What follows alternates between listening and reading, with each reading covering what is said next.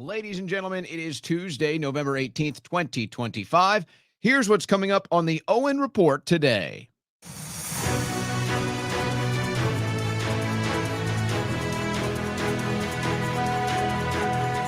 A wild day on Capitol Hill. Mudslinging and bomb throwing happening while a grand ceremony for the Saudi crown prince goes on at the White House. So it was really quite a juxtaposition in Washington, D.C. You had all the bomb throwing from the Capitol building, and then the Epstein vote passes the House. And then over at the White House, you had President Trump and the Saudi crown prince just laughing it up, just having a great time, loving on one another, handshakes, hand pounds, hugs, you name it. Now, there were some reporters that rubbed Trump the wrong way today. He called one reporter Ms. Piggy, quiet little piggy. I don't think it was Rosie O'Donnell. No, I don't think it was Rosie O'Donnell this time. And then there was a reporter from ABC in the Oval Office who asked President Trump about the Epstein vote while he had the Saudi crown prince in the Oval Office, and he went off. He went off on this reporter for daring to ask the question. And while we have been critical of Trump for pushing back on reporters before asking the Epstein question, perhaps he felt it was an inappropriate time at this moment. Maybe it's for something else because the Saudi crown prince was there, or maybe he just didn't want to talk about it right now, but he went off, said ABC should have their license pulled. This reporter should never be at the White House again. It was a wild scene at the Oval Office. So we're also going to play some clips. We're not going to go too much to, nothing too significant has been said between President Trump and the Saudi crown prince yet. If there's anything newsworthy that comes out of that meeting, we'll let you know. But we got a bunch of audio and video from the Capitol talking about the Epstein files. And then Marjorie Taylor Greene, the line has now been drawn with Marjorie Taylor Greene and Trump. Now, perhaps this can be remedied like the relationship between Trump and Musk. But right now, things are getting interesting. And I think I don't know if this is Trump deciding to posture himself against Marjorie Taylor Greene, if it's the lobbyists putting him up to it, but it's bad politics. It's bad politics. But if you're somebody like me that prefers Marjorie Taylor Greene's politics to President Trump's politics, you actually like it because this makes Marjorie Taylor Greene bigger and more important than ever. All right, we do have some geopolitical news. We are going to be hearing from an Epstein victim today, by the way. We do have a guest coming up, second hour, Juliet Bryant. We're going to get her response to the Epstein news today. That's happening in the second hour. Big stack of geopolitical news: Russia, Ukraine, Poland, BRICS. We got pipelines blowing up. You got train tracks blowing up. It's crazy. Then you've got the foreign lobbyists fighting like hell to keep Israel getting money, financial support, and military support from the United States of America. So we'll be looking at the latest news there. But it's just, here we go again with the Epstein. Here we go again. Is Pam Bondi going to censor the files? Is the Senate going to change the bill? Are we ever going to get them? Is Bondi going to launch her own investigation so that they can say, we can't give you this information, it's under investigation? Or are we finally going to see the billionaire pedophile class face justice? What do you think? How do you feel about that? We do have something from Trump in 2015 talking about the Epstein list. Interesting what he said then. So we'll hear from Trump from 2015 on the Epstein list. And then there's something everybody's missing on this vote that happened today. Everybody's missing it in the media, and I think it's being done intentionally. But we'll keep it honest right here on the Owen Report. This news update was brought to you by OwenSchroyer.store, the official site for Owen Report merchandise. Guys, I couldn't believe it, but I actually learned something new about coffee this weekend. I couldn't believe it. I was shocked. I was stunned. I felt I've been living in the dark my entire life. No pun intended. But I'd been living in the dark my entire life because I've been drinking dark roasts. And I always preferred the taste of the dark roast. And, of course, I enjoyed the dark roast from our friends at blackoutcoffee.com. We really enjoyed the pitch black espresso, but we've also got a bag of the 1776 dark roast and the brutal awakening dark roast. But I learned something new about coffee, and I've been living in the dark. Apparently, the light roast has more caffeine in it than the dark roast. Did you know this? Am I the only one that was missing out on this? How did I miss this? As somebody that happens to be a fan of caffeine, how did I not know this? So now I'm browsing blackoutcoffee.com/Owen, and it's time now. I have to try the smooth finish. So I've tried all the dark roast. I've loved the bold flavor, but maybe I want that extra bit of caffeine. So now I've got to try it. Now I've got to try the smooth finish. My mind was blown. I couldn't believe it.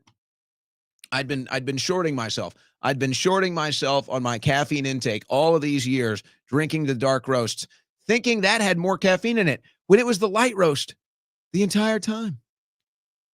So I'm going out of the dark and into the light at blackoutcoffee.com/Owen. Can you believe this? Can you believe this? We're going out of the dark and into the light. Maybe it's a sign of the times. I don't know. But that's big news for me. Now, when you see me drinking this coffee today, this is still the dark roast. I haven't placed my order for the light roast yet at blackoutcoffee.com/Owen. I'm still drinking. This is the pitch black espresso today. Wonderful flavor. But now that I've learned about the light roast, I'm going to go to blackoutcoffee.com, get myself a bag of the smooth finish light roast, and then I'll give you a review on that. And remember, you can get 20% off all of your orders at blackoutcoffee.com with coupon code Owen. Go to blackoutcoffee.com/Owen, use coupon code Owen, and get 20% off your first order today. Thanks to our friends at blackoutcoffee.com/Owen, the official coffee of the Owen Report.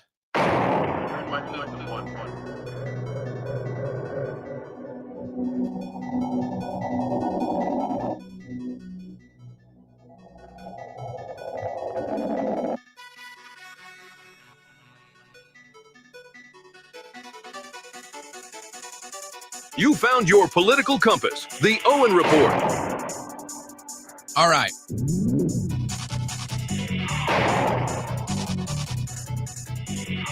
I'm 50-50 here. I'm 50-50 where I want to start here. Because I got these clips from Capitol Hill today, just the drama surrounding the Epstein vote today.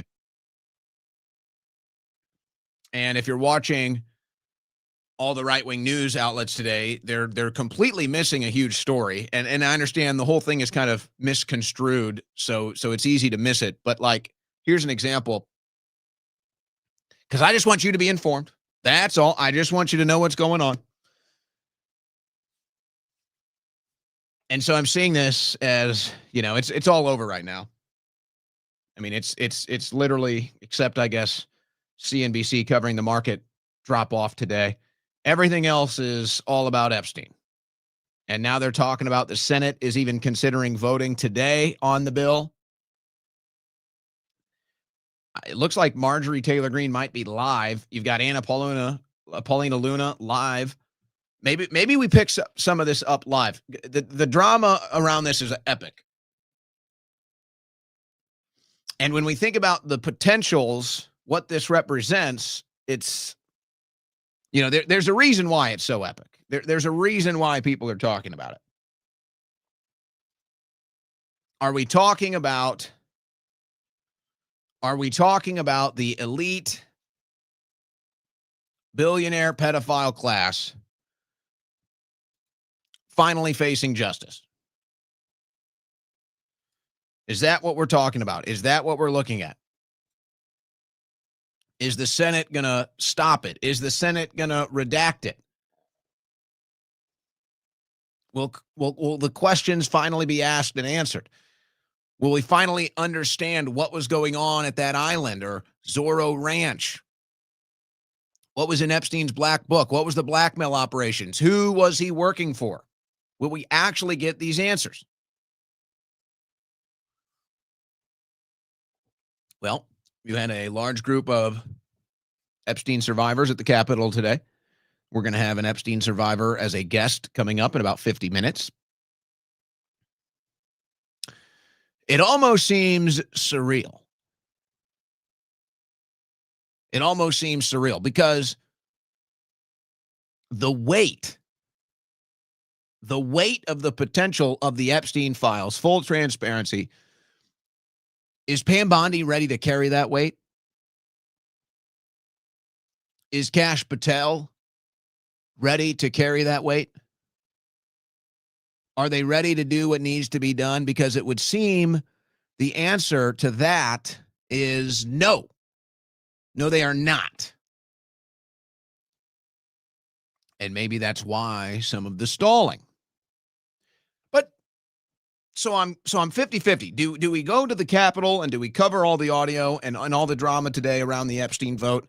We'll see if they want to go forward with it in the Senate tonight. I'd be shocked if they do. But that's being talked about right now. Or do I want to go into this split on the right that now, first it was Musk and Trump, and you may recall that drama, and there were lists being made and graphs and people putting faces on everything, and then you had the Trump and Musk split. Now you got the Marjorie Taylor Greene and Trump split. Maybe throw the Tucker Carlson drama in there too. And I've got a clip from Marjorie Taylor Greene today that I think it really cuts to the core of where a lot of Trump supporters are right now.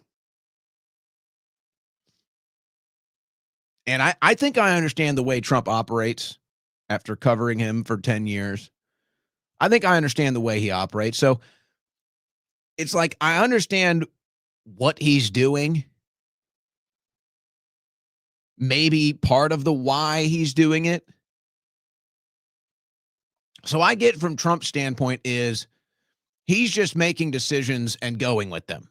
So he says, I'm splitting with Marjorie Taylor Greene. I'll trash her. I'm going to be getting in bed with Lindsey Graham. And he's just doing it. He's not really considering the implications. I don't even think he's considering what the American people might think or feel about that anymore. I think he's just in his own lane, in his own mindset, doing what he's going to do for whatever reason he's going to do it. And the surrounding implications, accusations, the sounds, the noises, everything that follows, I think he is just totally indifferent at this point. It seems to be that there is almost a complete disconnect now between President Trump and the average American. And it seems to be by choice. At this point, it seems to be by choice. And then you see him refuse to disavow Tucker Carlson, refuse to disavow Nick Fuentes, and you're like, okay. There's still something. There's still a thread. There's still a thread keeping us with Trump. It's just keeping us from that full separation. But then he goes off again on Marjorie Taylor Greene and creates this drama. Now, this is what's going to be interesting. So maybe we'll go to the Marjorie Taylor Greene clip with the split with Trump first and kind of break into some of this fracturing here. This is why I would be advising Trump against getting into the weeds with Marjorie Taylor Greene or Thomas Massie. And I was thinking about this earlier today because I was going to release my top 5 candidates for the Republican Party in 2028. And I had Massie on the list. And then I did a little more thought, a little more consideration. And I actually took Massie off the list and I put DeSantis on the list. But then I decided I'm just going to hold back on that. Trump going against Massie is really only a show for people that are truly embedded in the day-to-day political world. You're listening to this. You like following political news. You know who Thomas Massie is. You know his politics. Most people don't. Marjorie Taylor Greene is a much more household name than Thomas Massie. Marjorie Taylor Greene at this point has much more of a public profile, a political footprint than Thomas Massie does. For whatever reason, that's just the case. And that might be because MTG was riding the waves and surfing with Donald Trump through multiple campaigns. So for Trump to go against Massie because he's kind of this, he wants to be a thorn in the side of the process. He wants to try to stay true to conservative values with his vote. He kind of likes agitating the system. He might even bill himself as more of a libertarian Republican.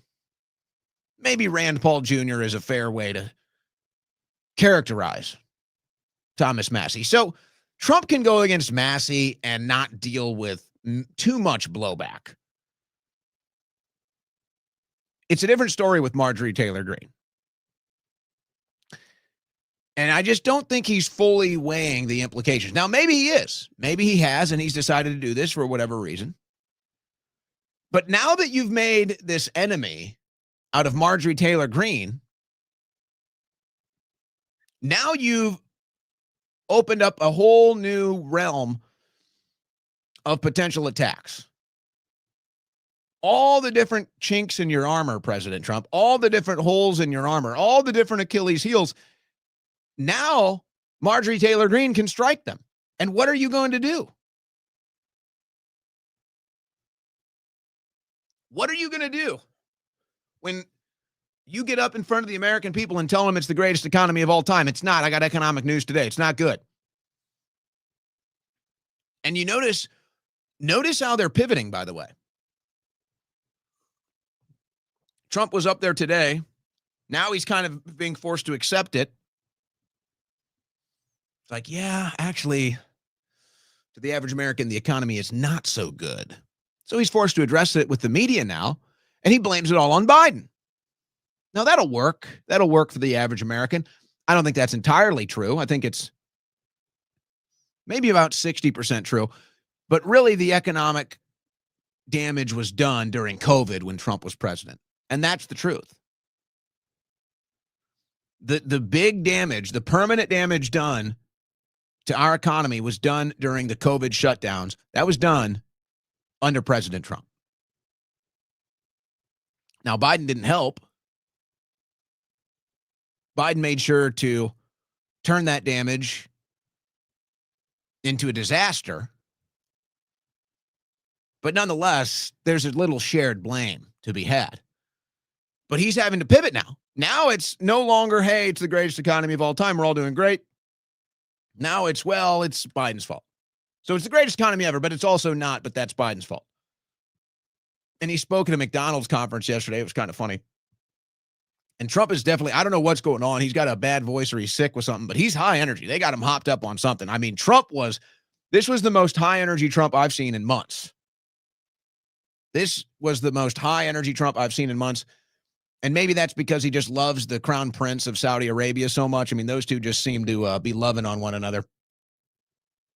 So maybe that was it. But it was also yesterday at the McDonald's speech, he was high energy too. So I don't know. Maybe they got him on some extra juice since he's maybe a little under the weather with his voice going. But I'm just wondering how this is going to go now. When Marjorie Taylor Greene decides she's going to go to the press and she's going to bring the receipts and she's going to say record high debt, record high defaulting on car payments, mortgages, credit card payments, record high cost of living, energy bills, grocery bills. This is going to add a lot of pressure now. This is going to add a lot of pressure to the whole golden age narrative. So I guess I'll go to the Marjorie Taylor Greene clip first because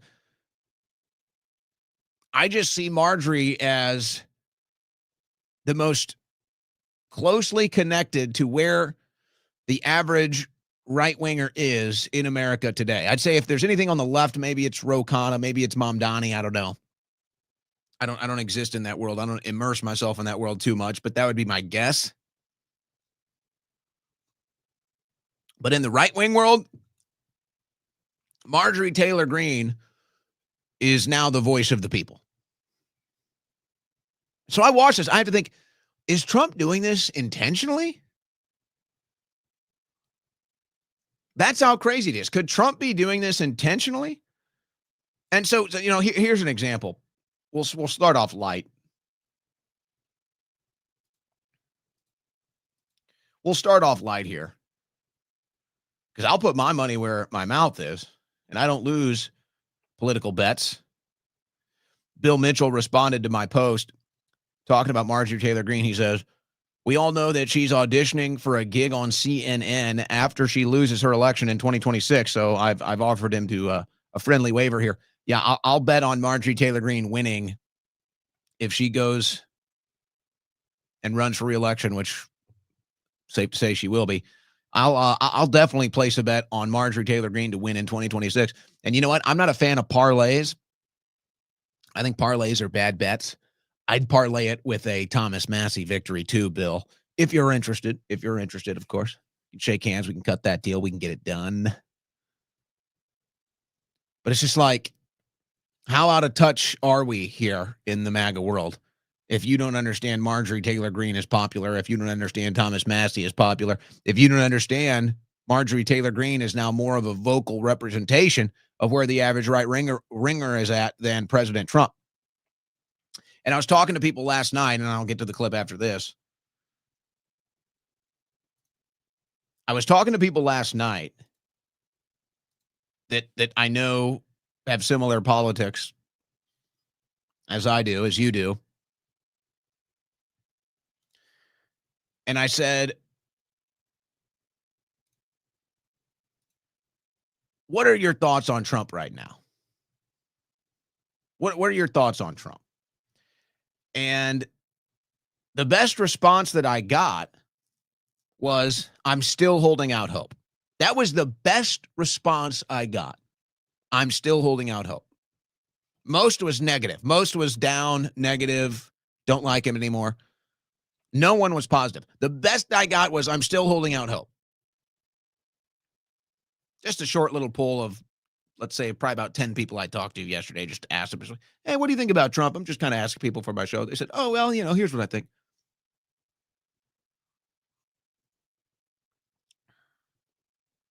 Seems to be common. Still holding out hope.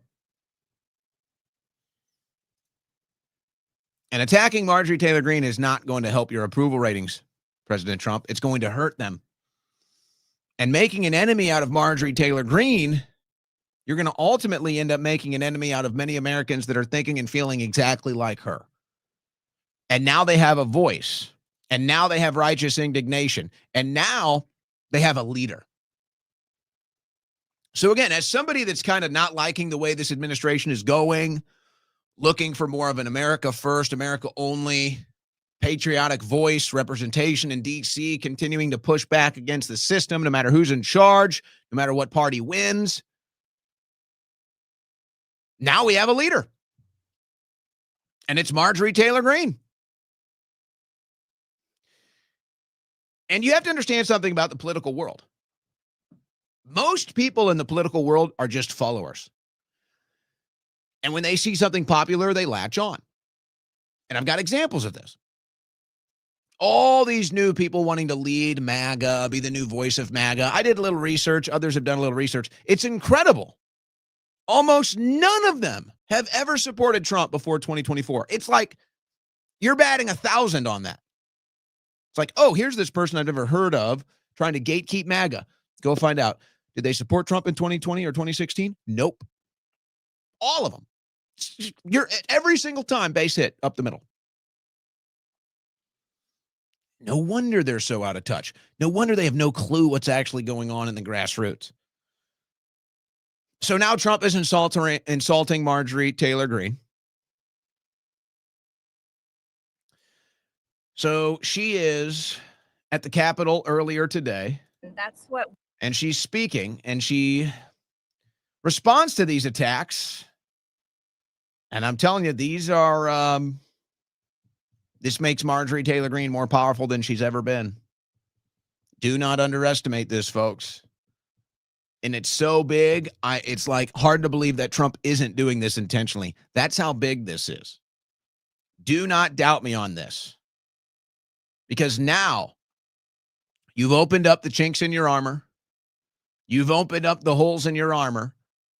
And now there's a new voice, a bigger voice, and a leader for everybody that feels the exact same way that Marjorie Taylor Greene feels as she speaks in Washington, D.C. today. And that's what we did by fighting so hard against the most powerful people in the world, even the President of the United States, in order to make this vote happen today. I was called a traitor by a man that I fought for 6 years for. And I gave him my loyalty for free. I won my first election without his endorsement, beating 8 men in a primary. And I've never owed him anything, but I fought for him for the policies and for America first. And he called me a traitor for standing with these women and refusing to take my name off the discharge petition. Let me tell you what a traitor is. A traitor is an American that serves foreign countries and themselves. A patriot is an American that serves the United States of America and Americans like the women standing behind me. And I want to tell you that this only became possible today because the American people whom we serve as representatives here in Congress demanded that this vote happen, and they put more pressure on every single elected politician in this city than has ever been put on them. And today you are going to see probably a unanimous vote in the House to release the Epstein files, but the real fight will happen after that.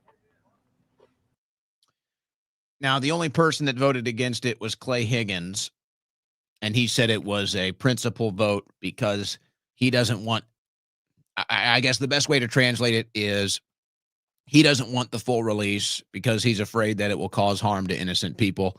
That was the gist of what he said today. So a principled no vote. He was the only no vote. Now, let me explain. So first, it's Marjorie Taylor Greene feeling like, hey, why am I being attacked? And of course, the backdrop here is the Epstein files. The backdrop here is a campaign issue, a campaign promise to declassify. The backdrop here is billionaires that rape and abuse minors. And God knows what else on that island. That's the backdrop here. But now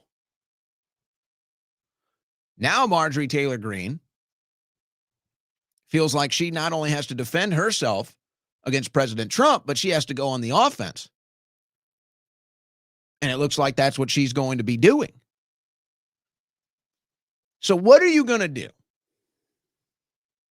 What are you going to do now that you've just opened up a new bad guy? You've just opened up somebody that can turn heel. We're not talking about an Owen Schroyer. We're not talking about a Candace Owens. We're not talking about somebody with a show.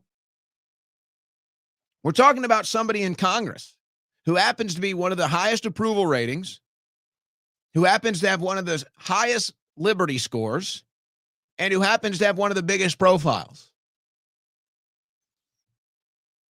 And you've got plenty of chinks in your armor for her to go after you on. So what are you going to do? She goes off the foreign loyalties. She says, doesn't state Trump's name. You can insinuate that she was talking about Trump, or maybe just generally speaking. Both could be fair to apply. And she says, serving a foreign country. Let's not pretend like we're children here. I think we all know that. I think we all know the direction that's going. I think we all know the direction is that's going, and it's been one of the biggest topics of conversation in right-wing politics. So what are you going to do? What are you going to do if Marjorie Taylor Greene takes this to the next level?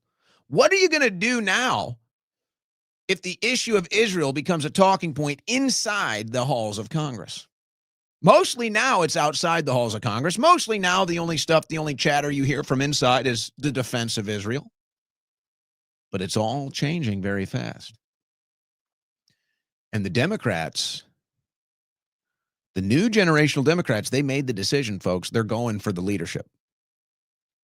The new left, the socialist Democrat left, the young generational left, they decided they're going to make a play for the party before the midterms. They made their decision. They're going to go after Schumer. They're going to go after control of the party. And depending on the success that they see in the first couple of months, that will determine how radical they get. But I bet they'll be successful. And I bet the party will fall in line because they saw Mamdani win an election and they think this is what's popular now. So they'll fall in line. And then what are they going to do? They're going to do whatever they think is popular. They're going to do whatever they think is going to get them elected. And if they happen to think that that's going against a foreign country, that's a big topic of discussion, or maybe more directly calling out AIPAC, rejecting AIPAC's money, well, all of a sudden, this issue gets compressed into a one-year window. And really, this issue needs years to air out. Really, the pressure of this issue needs like 2 or 3 election cycles to relieve itself. But this is why it's all being compressed. This is why the pressure cooker is so hot right now. There's so much pressure building up right now. Because this issue that needs years to be sorted out is now being forced to being sorted out in a small period of time. But what are you going to do? Are you going to deny it? And this is where they're going to run into problems. And they already are. How are you going to deny to the American people that this administration has not been serving Israel's interests? How are you going to make that argument? You can't do it and win. You've already tried it, and you've lost. But regardless of what I think, how are you going to sit there and tell the American people not to believe their own eyes, not to believe the things that they're actually seeing happen in front of them? Because that's obviously where this is going. That's obviously what Marjorie Taylor Greene is insinuating. And that's obviously what we've all seen in the last couple of months. So how are you going to deny it? You can't. So now that chink in your armor that is already being attacked by the media, now you've got people inside the House that are going to start attacking it. And it's going to get a lot worse.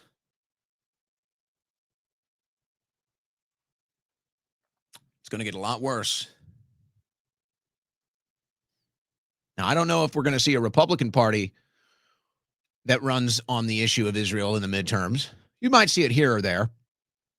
I do anticipate the Democrats running openly against AIPAC in the midterms now. I do anticipate that. Maybe,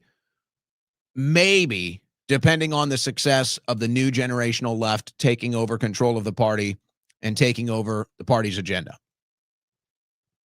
Maybe it depends on that.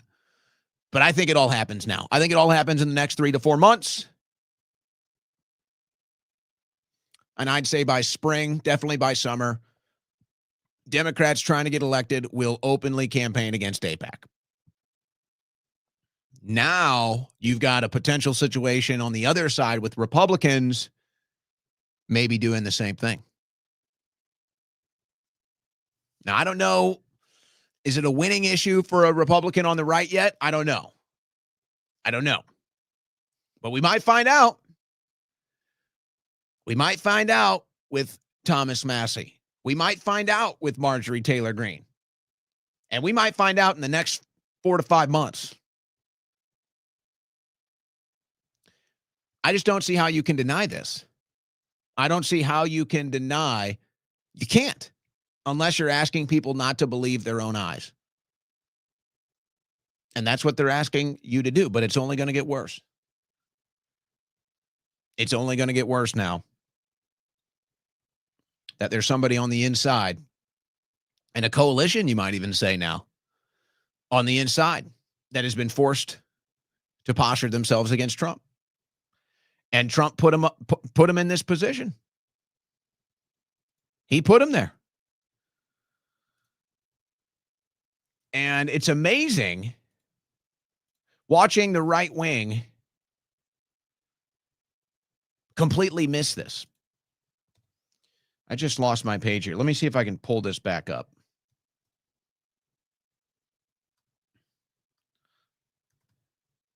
The Quartering, who I'm friends with, posted this earlier.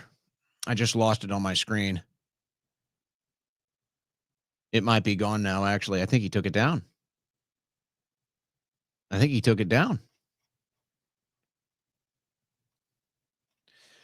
Basically, the Quartering said, we're going to see how much political influence the Groypers have in response to Marjorie Taylor Greene. And I'm just sitting here and I'm saying, dude, this is not about the Groypers. If you think what Marjorie Taylor Greene has anything to do, if you think what Marjorie Taylor Greene is doing right now or going through right now or what she's doing politically, posturing herself for midterms right now, if you think that has anything to do with Groypers, you're swinging at a ball in the dirt. You're swinging at a curveball that hits the dirt before it even crosses home plate. You are so far removed from the real world conversation if you think this has anything to do with Groypers. Trust me. I talk to people who have never even heard of Nick Fuentes, and believe me, they sound more like Marjorie Taylor Greene than Donald Trump today. And it's just like this weird denial complex that you see in right-wing politics right now. And I don't know if that's denial based on deception. I don't know if that's just outright deception. This guy puts it in... characterizes it in so many words here. I don't know if I would say this is a perfect characterization, but it gives you an idea. The Zionist right is completely incapable of understanding how they are perceived on the outside. You look insane. People are asking what they feel are honest questions, and your response is to give them the full struggle session treatment. Americans are tired of this. Let me try to give you a cross analogy. Let me try to give you an example from the other side. Remember when the radical left was trying to deny that transgenderism or trans kids was a part of their party platform? You guys may remember this, especially in the last election cycle. It was a big election issue. And the right wing was calling this out to try to win people from the left, win people from the middle. And they were saying, look at your party platform.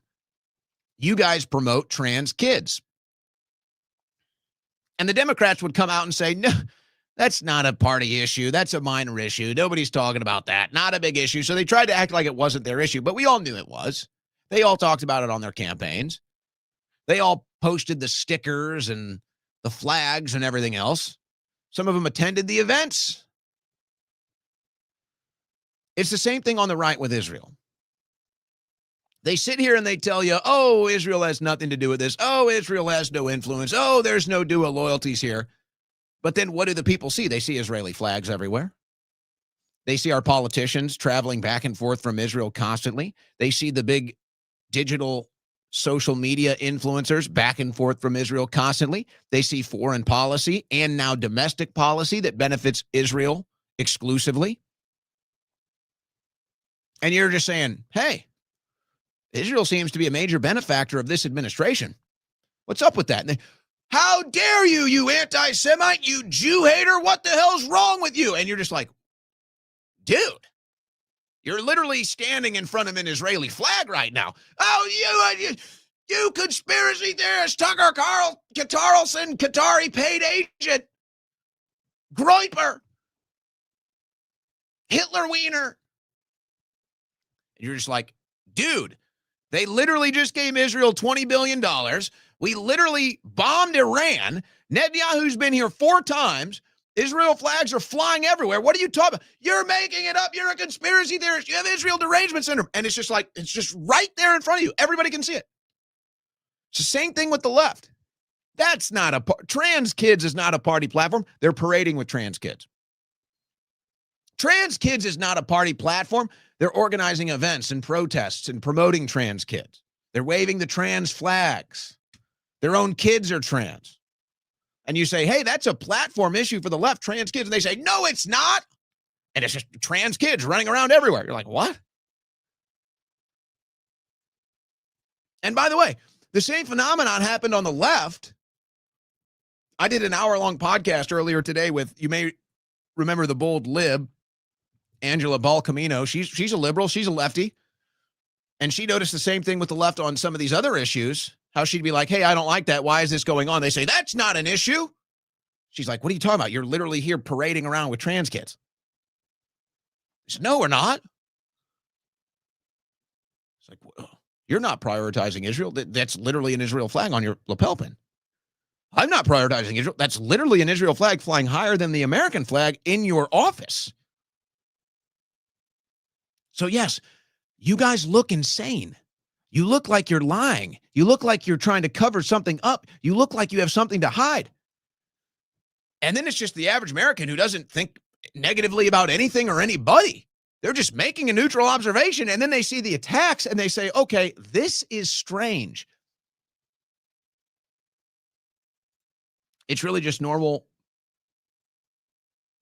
neutral observations. Just observe and report to yourself to understand and develop a worldview. They just tell you it's not happening.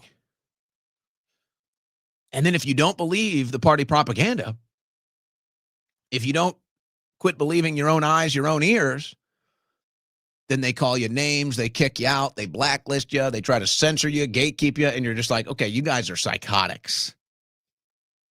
And that's what's going on.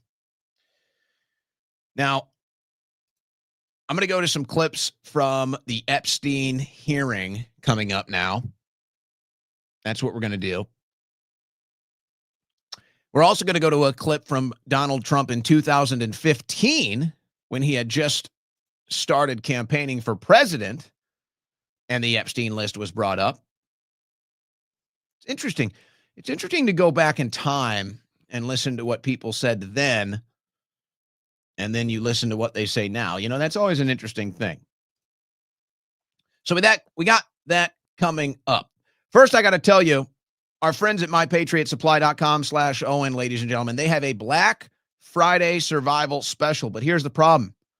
You only have a limited amount of time to take advantage of this. It will end on November 30th. So you have till November 30th to take advantage of this great Black Friday survival special at mypatriotsupply.com/Owen. And everybody is starting to try to get themselves caught up on the preparedness game, emergency food, emergency water supply, power supply, everything. Well, our friends at mypatriotsupply.com/Owen have tried to put everything into one kit for you. So you think about emergency food, that's a good thing. But most people make the mistake of not thinking about how they're going to cook it. They have no way to cook it in a real emergency when the power is out or the grid is down. That's why our friends over at My Patriot Supply created their Black Friday Survival Special. It comes with a 4-week food supply plus $150 worth of free gifts, including everything you need to prepare your emergency meals like a cook stove, fuel, and fire starters, plus a water purifier, bug out bag, and more. It's the complete survival kit your family needs to ride out natural disasters, civil unrest, or anything worse. It also makes a great Christmas gift, but it's only available through Black Friday. So head to mypatriotsupply.com/Owen to check out everything that's included. With all the uncertainty in the world right now, we simply can't afford to be unprepared. It's insurance you can eat. You'd rather have it and not need it than need it and not have it. Go to mypatriotsupply.com/Owen and get prepared today. That's mypatriotsupply.com/Owen and take advantage of this Black Friday special limited time offer. And what's great about this, folks, is if you've done nothing to check this box, this is a great one to just check that box, have a bunch of different sub boxes checked, and begin your emergency supply kit. Just go to mypatriotsupply.com/Owen. All right, let's go to some of the sounds here. Here, let's start with Trump. In 2015, on the campaign trail, he's at a Bloomberg politics event, and the Epstein question comes up.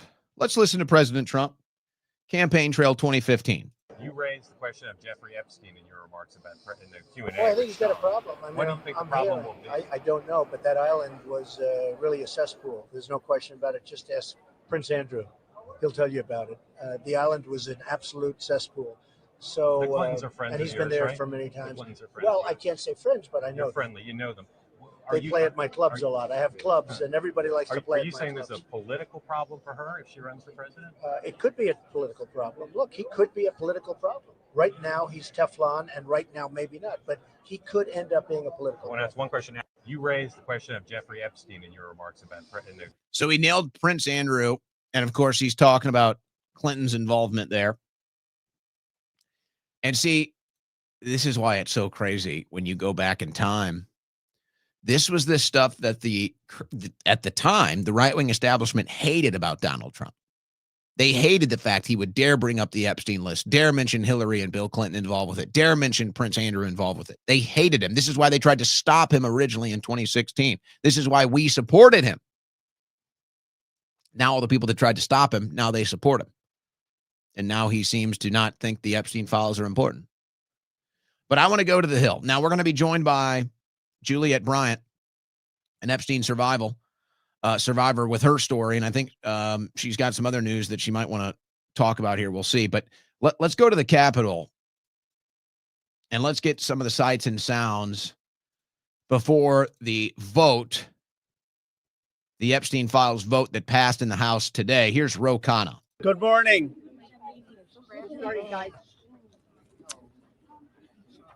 Today is the first day of real reckoning for the Epstein class. We're here to stand with forgotten and abandoned Americans against an Epstein class that had no regard for the rules or the laws. Look, this is one of the most horrific and disgusting corruption scandals in our country's history. You had Jeffrey Epstein, who literally set up an island of rape, a rape island. And you had rich and powerful men, some of the richest people in the world, who thought that they could hang out with bankers, buy off politicians, and abuse and rape America's girls with no consequence. Because survivors spoke up, because of their courage, the truth is finally going to come out. And when it comes out, this country is really going to have a moral reckoning. How did we allow this to happen? There should be no buildings named after people in this Epstein class. There should be no scholarships named after them. They shouldn't be enjoying the perks of being affiliated with corporations or universities or writing op-eds or being lionized. And many of the survivors will tell you some of these people still are celebrated in our society. That's disgusting. There needs to be accountability. I want to recognize first and foremost the survivors. They are the ones who made today possible. Many of you had forgotten about this issue, and frankly, for decades, we have not done enough about this issue. And it's only because of their advocacy, them coming here to the Capitol. They showed up here time and again, and on September 3rd, that the country started to pay attention. So that was Ro Khanna earlier today outside of the Capitol. Do we have anything else from outside? We do have a victim from outside. Let's go to the victim who is outside speaking as well, and then we'll go inside before the vote. Here was a victim attempting to talk directly to Trump. It is also not a hoax. We are here as American survivors of a man who used his wealth and power to hurt young girls and women. The world should see the files to know who Jeffrey Epstein was and how the system catered to him and failed us. Emotionally, this process has been distressing. First, the administration said it would release everything and applauded President Trump for that. Then it fought to release nothing. Now that now that checks and balances of our democracy have worked and the bill is getting passed to release the files, we are hearing the administration say they intend to investigate various Democrats who were friends with Epstein. I beg you, President Trump, please stop making this political. It is not about you, President Trump. You are our president. Please start acting like it. Show some class. Show some real leadership. Show that you actually care about the people other than yourself. I voted for you, but your behavior on this issue has been a national embarrassment. It is time to take the honest, moral ground and support the release of these files, not to weaponize pieces of the files against random political enemies that did nothing wrong, but to understand who Epstein's friends were, who covered for him, what financial institutions allowed his trafficking to continue, who knew what he was doing, but was too much of a coward to do anything about it. Now, we'll let her words speak for themselves. You know, one of the things that I think is kind of befuddling about all this is where do the survivors kind of land as far as the involvement that they want to be taking direct action in? Because they can be making a fuss, they can be raising hell. Some of them go and do some media interviews, but not all of them. I'm guessing what they're looking for here, since many of the Epstein survivors that went and became whistleblowers got killed, well, committed suicide, they're looking for some protection. They want somebody else to do the dirty work so that they feel safe. That's my estimation. We'll ask Juliet Bryant coming up, who's one of the survivors. But she says, yes, I voted for Trump, and this has been extremely disappointing. I want you to understand something when you're listening to the news reports, because everybody's getting it wrong. And they're blaming this on Democrats, and they're saying, oh, this was a Democrat thing. They didn't want the votes and everything. Folks, it was the Republicans that stopped this vote from happening, not the Democrats. It was the Republicans. And I'm watching Fox News. I'm watching all of them. But, you know, Fox News, fair and balanced. And they have all their guest reporters on to talk about the big Epstein news today, and they're saying it's sad that this is what it takes to get Democrats to vote to release the files. Folks, the Democrats have been voting in the House to release the files since day one. It's been the Republicans stopping this from happening. That is just the fact. That is just the fact. Now, reach whatever conclusion you want. The votes stand on record. The Democrats in the House have been voting to release the files, and it's been a handful of Republicans blocking the vote, not Democrats. That is a fact. Go look at the vote record for yourself. And I see them going on air saying, the Democrats have been blocking this. The Democrats have been making it a political issue. Hey, look, the Democrats are just as dirty as everybody else. I'm not standing up for Democrats. I'm standing up for the truth. And when you go on air and you say, it was the Democrats that finally decided to vote for this, that is a lie. It was the Republicans that have been blocking this from getting passed. And it seems that the only thing that changed their mind was President Trump telling them, go ahead and vote for it. That wasn't Democrats blocking this, folks. That was Republicans. Go look at the voting record. It stands alone in history. And to see these people just making this up, it's like, did you even look into it? Did you even follow it? All the information is right there. Very easy to find. We go inside the Capitol now. Here's Marjorie Taylor Greene. Are sick of, and rightfully so.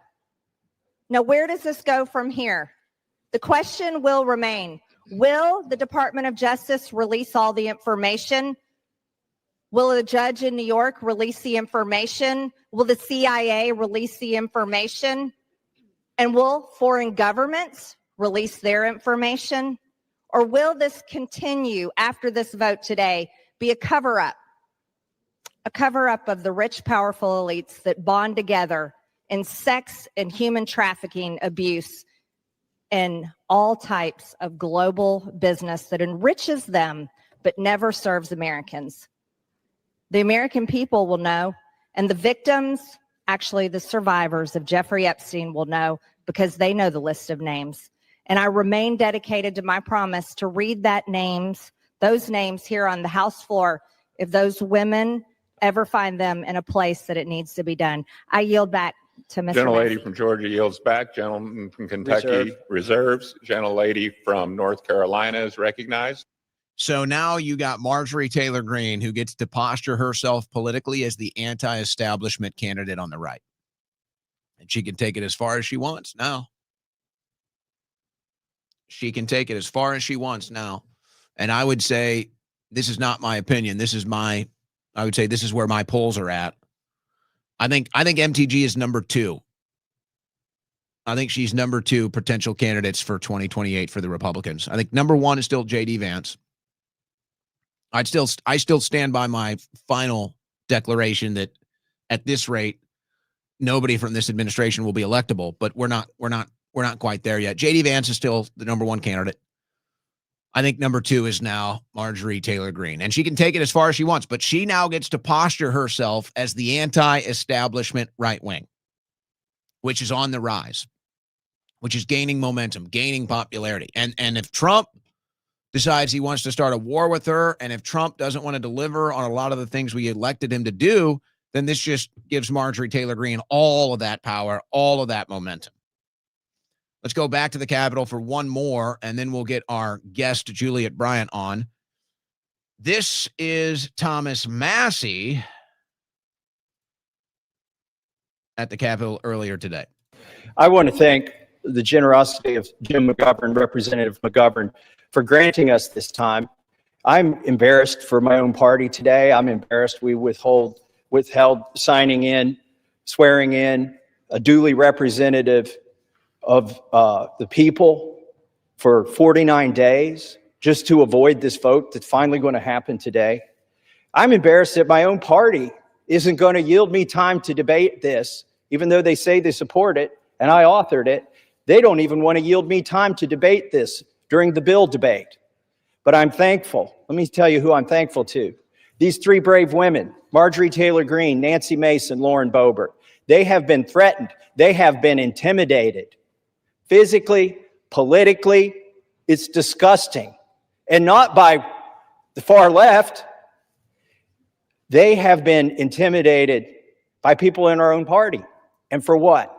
Who on the right is talking about this besides Marjorie Taylor Greene and Thomas Massey? Folks, I'm telling you, this is real stuff. There are real political implications and results that will follow because of this. And it's like people on the right are either too afraid to admit it. They have a blind spot, so they can't see it. They just want to deny it because they're still the cheerleaders for Trump, whatever it is.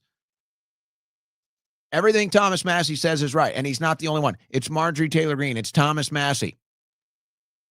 And now you're going to see this continued break. If it continues to go this way, the anti-establishment right gaining power, getting to posture itself against the president, who in many people's eyes is becoming the establishment, becoming the very corrupt establishment we tried to defeat. This is the real world. You don't have to like it, but don't deny it. For seeking justice for these victims. So my hat's off. I congratulate them for standing strong. I've always wondered, where were the Republican men during this battle? We've taken 5 months. These 3 women and I have had to drag our party to this floor today to even vote on this. And Ro Khanna is the most to be thanked here. In an extraordinary display of bipartisanship, he did not hesitate when I asked if we wanted to bring this bill to the floor together, if he would stand in the trenches with me. He said yes. So there you go. Now there's all kinds of other audio that we could go through here, but we're going to bring our guest on coming up here in about 2 minutes. But we heard about potential complications, implications, and fallout from this. We've got our first Jeffrey Epstein files. Larry Summers steps back from public commitments over email fallout. Former Treasury Secretary Larry Summers said he was stepping back from all public commitments amid fallout from the release of emails between him and sex offender Jeffrey Epstein. I'm deeply ashamed of my actions and recognize the pain they have caused. I take full responsibility for my misguided decision to continue communicating with Mr. Epstein. Summers is a board member of OpenAI, the artificial intelligence company, and is a former president of Harvard University. And you've got Bill Gates and the rest of their ilk involved in all of this too. So I almost hate to even say this ahead of our guest coming up here, but does anybody else get the feeling that whatever we get out of this is going to be a nothing burger? Does anybody else get that feeling? Maybe that's just trained bias because that's been the story up to this point. But it just feels like we're still not really that much closer to justice. I'm not sure if there's still really any intent from Washington, D.C. for transparency here. It just feels like more political circus, more political football, more political grandstanding. And unfortunately, it's the distinct minority in D.C. that actually wants transparency and justice when it comes to the Epstein case. You're listening to the Owen Report on the Win Network.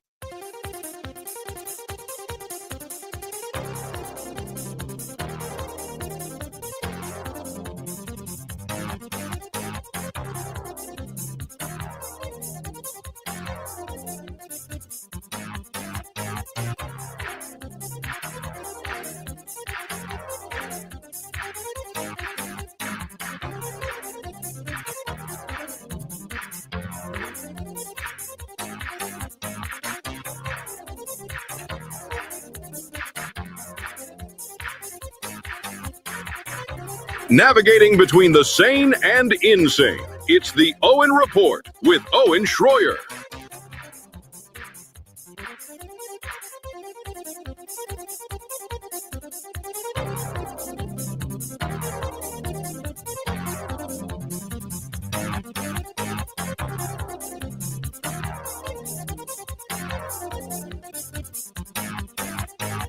All right, joining me now, I'm assuming from South Africa, and Juliet, you could correct me if I'm wrong. Juliet Bryant, Epstein survivor at Juliet Bryant on X. In fact, let me pull up your page. Let me pull up your page real quickly so that people can see you. There you are right there. Epstein survivor, Juliet Rose Bryant. Julie, I thank you for joining me today. Before I get into some of your comments here that I can just see on your X account, let me just allow you just a moment here to express what today means to you and the thoughts, the emotions that are running through your head right now today on this very important day. Hi, Owen. Thank you for having me on your show, and thank you to everyone for listening. It's been, we've all been through hell listening, waiting for these files, they kidnapped me 23 years ago. So, I'm just very, very glad that more's coming out, but I'm also worried that it's being filtered because we're all seeing stories like, Mark Epstein, Epstein's brother's been going online saying that, they're scrubbing the files.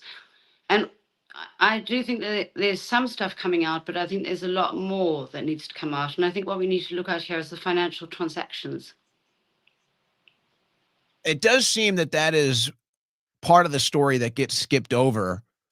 Do you think the financial transactions are as important as maybe, some of the more sordid sexual activity that they were up to? Well, I think most criminals are mostly after money. Sex comes second to them. Firstly, they're after money because they're after power.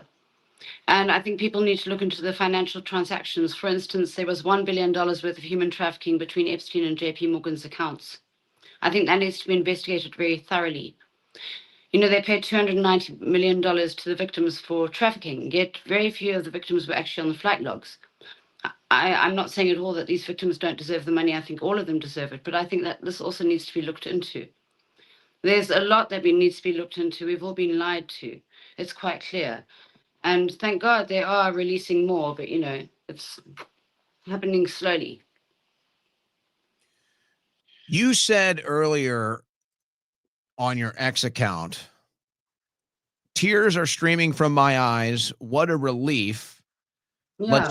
Let's hope it's true. What did you mean by that?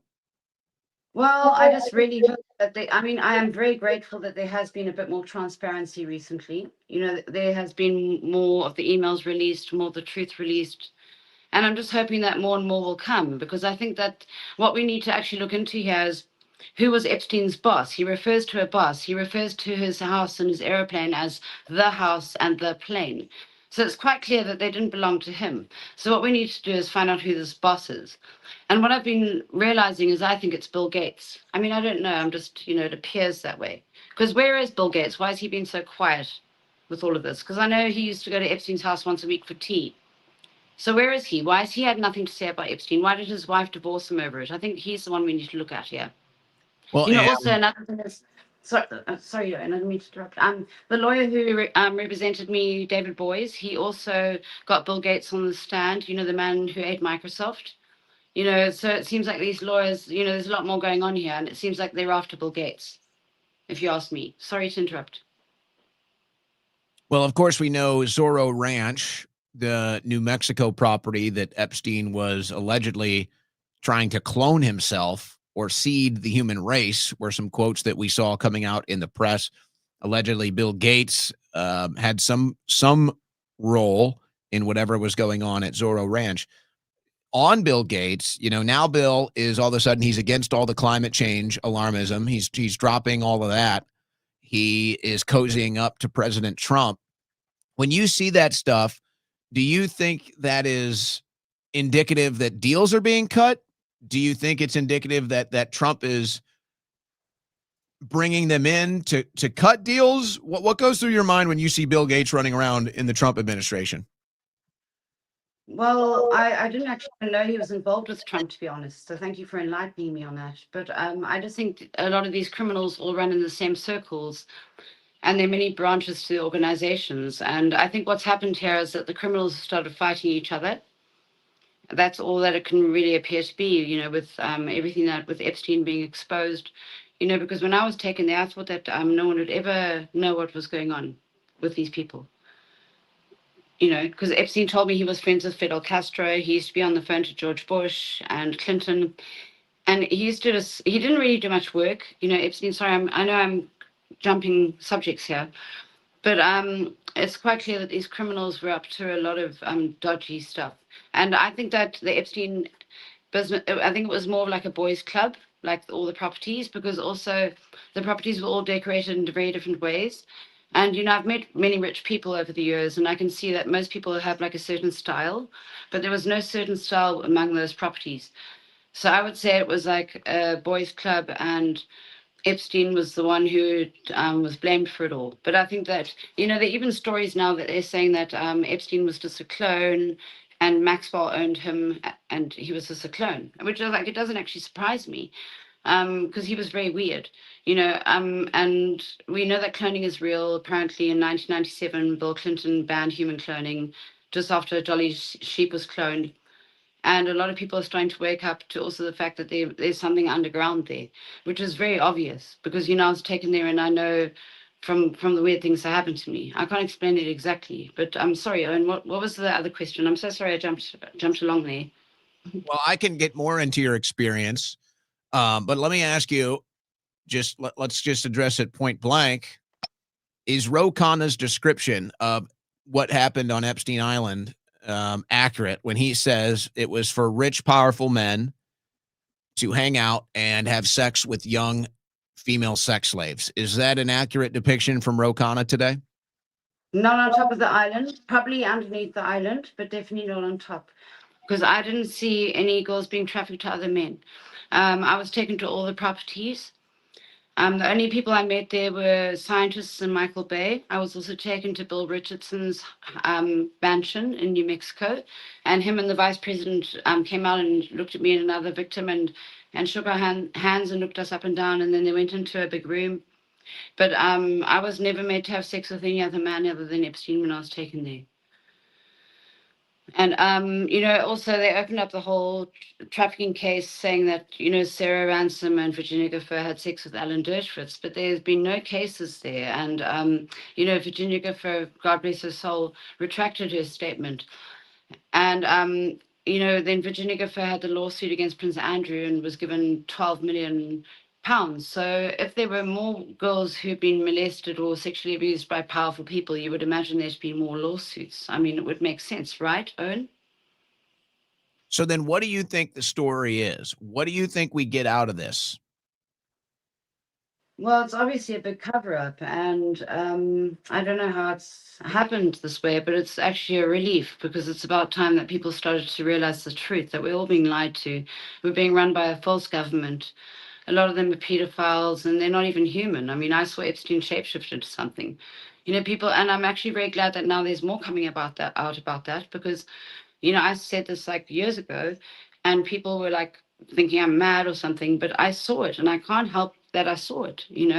I saw it, and I can't explain it, but it's quite clear that there's a lot more going on. I mean, even recently they've had this 3-eye atlas like circling. Apparently, they want to frighten everyone.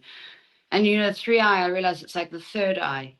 There are a lot of things about 3-eye, but I don't really know more about anything, but I do know that like I saw a UFO when I was taken to New Mexico at Epstein's ranch. I saw a UFO in the sky, and then I had this memory waking up in a laboratory with like 6 people with hazmat suits standing around me and a female doctor. I don't really like talking about that, but it's something horrible that happened. And I'm just glad that more's coming out. I know it's going to frighten a lot of people badly. It's frightening me too. But I think the truth is everything. And it's quite clear that we've all been lied to. Do you believe that you were drugged and abducted and experimented on?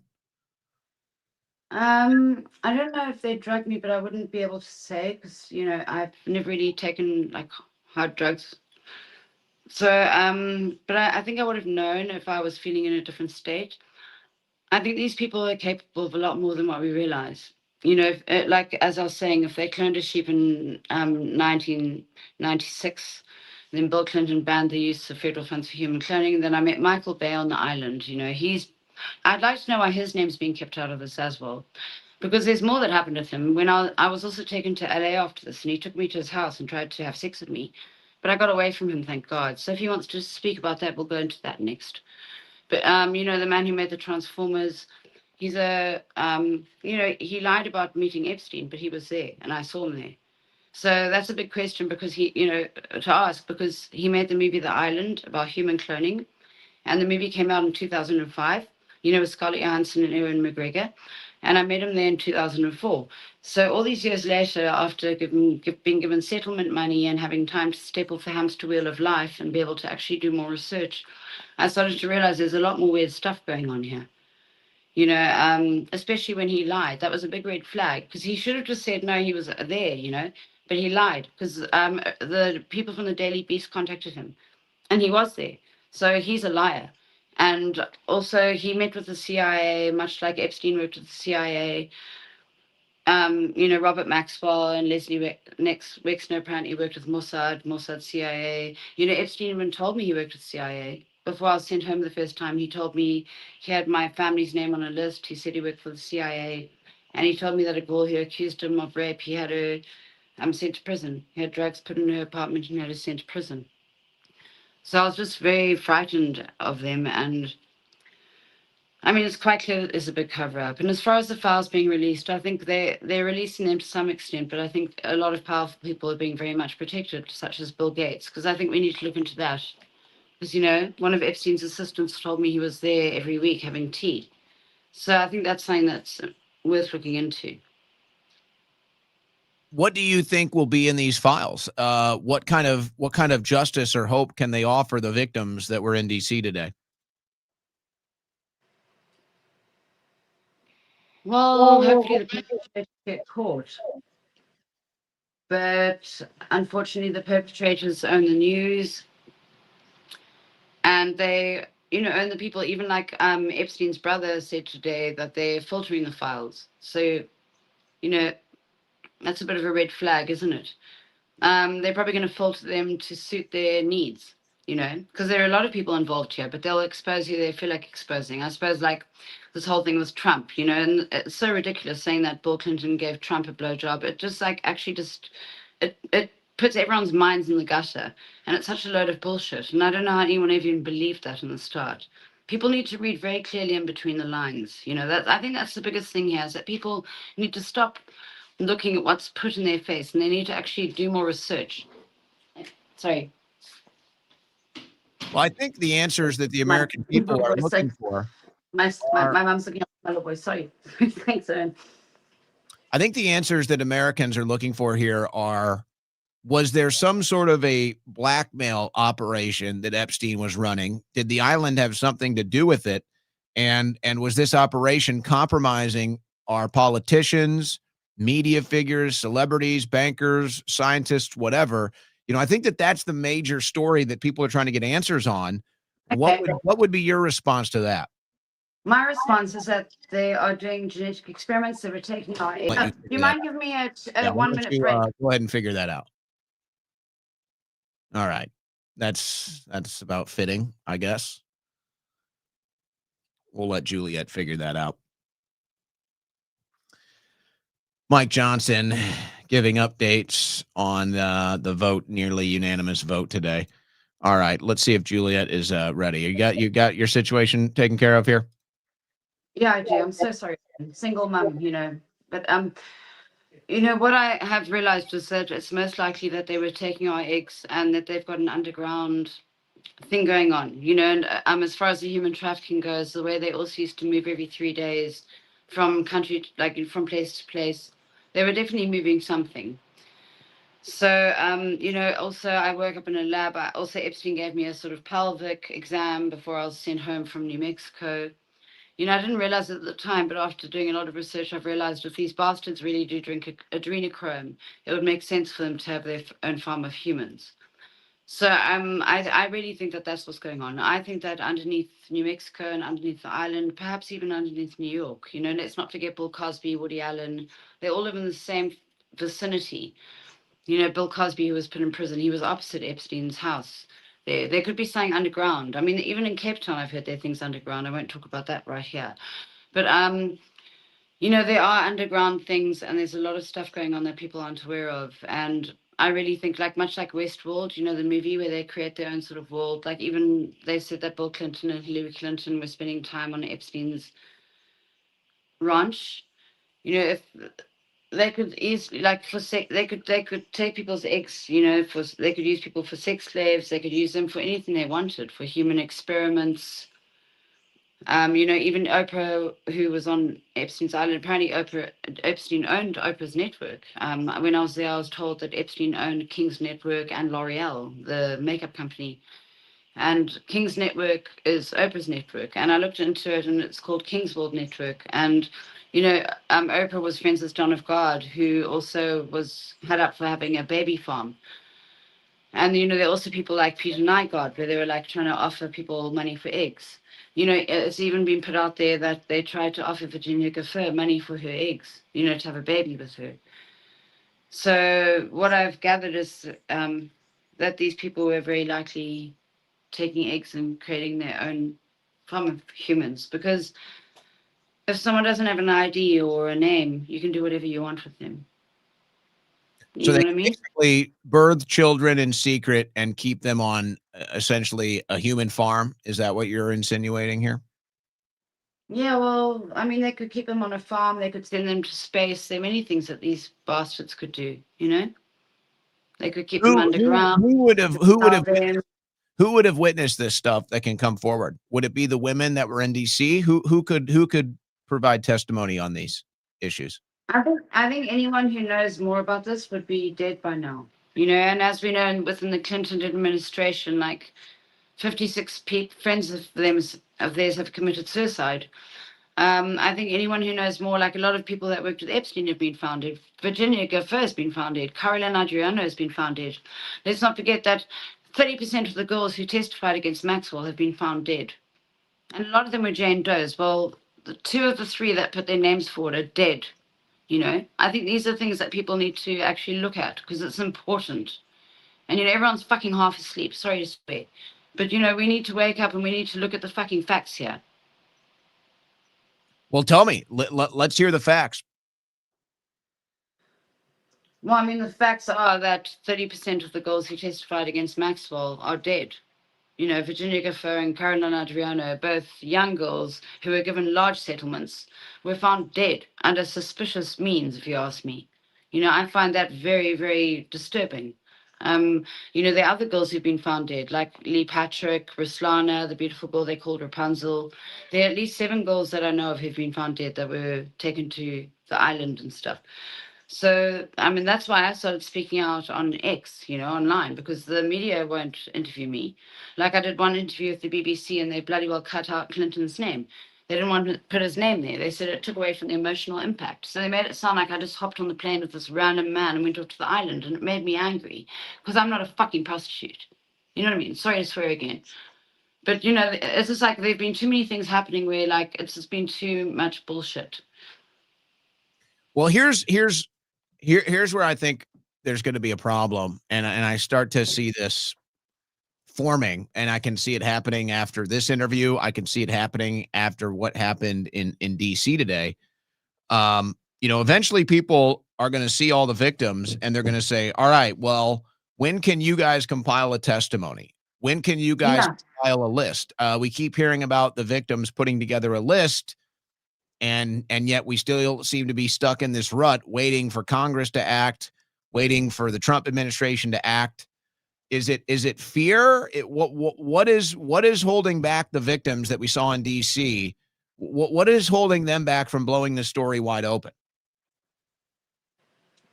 I think they're all amazing and brave women, and I'm very grateful for them for speaking out. I mean, they actually wanted to fly me there. They tried to fly me there, but I'm not setting foot on American soil after all this. They tried to fly me there before as well. I have great respect for all the girls who are speaking out. As we know, there are many pieces to this puzzle, and I think a lot of the people who knew more are dead or in hiding. A lot of these girls are innocent who were just sort of, pulled in at some point. But I'm very grateful to all the girls for speaking out, because I think that's what matters, is that we all speak out, and expose What do you more. think you were doing there? Why do you think they brought you in to hang around Epstein all the time and take care of him? I don't know. I have no idea. I mean, that's what I'm trying to find out, because they staged a modeling casting in Africa.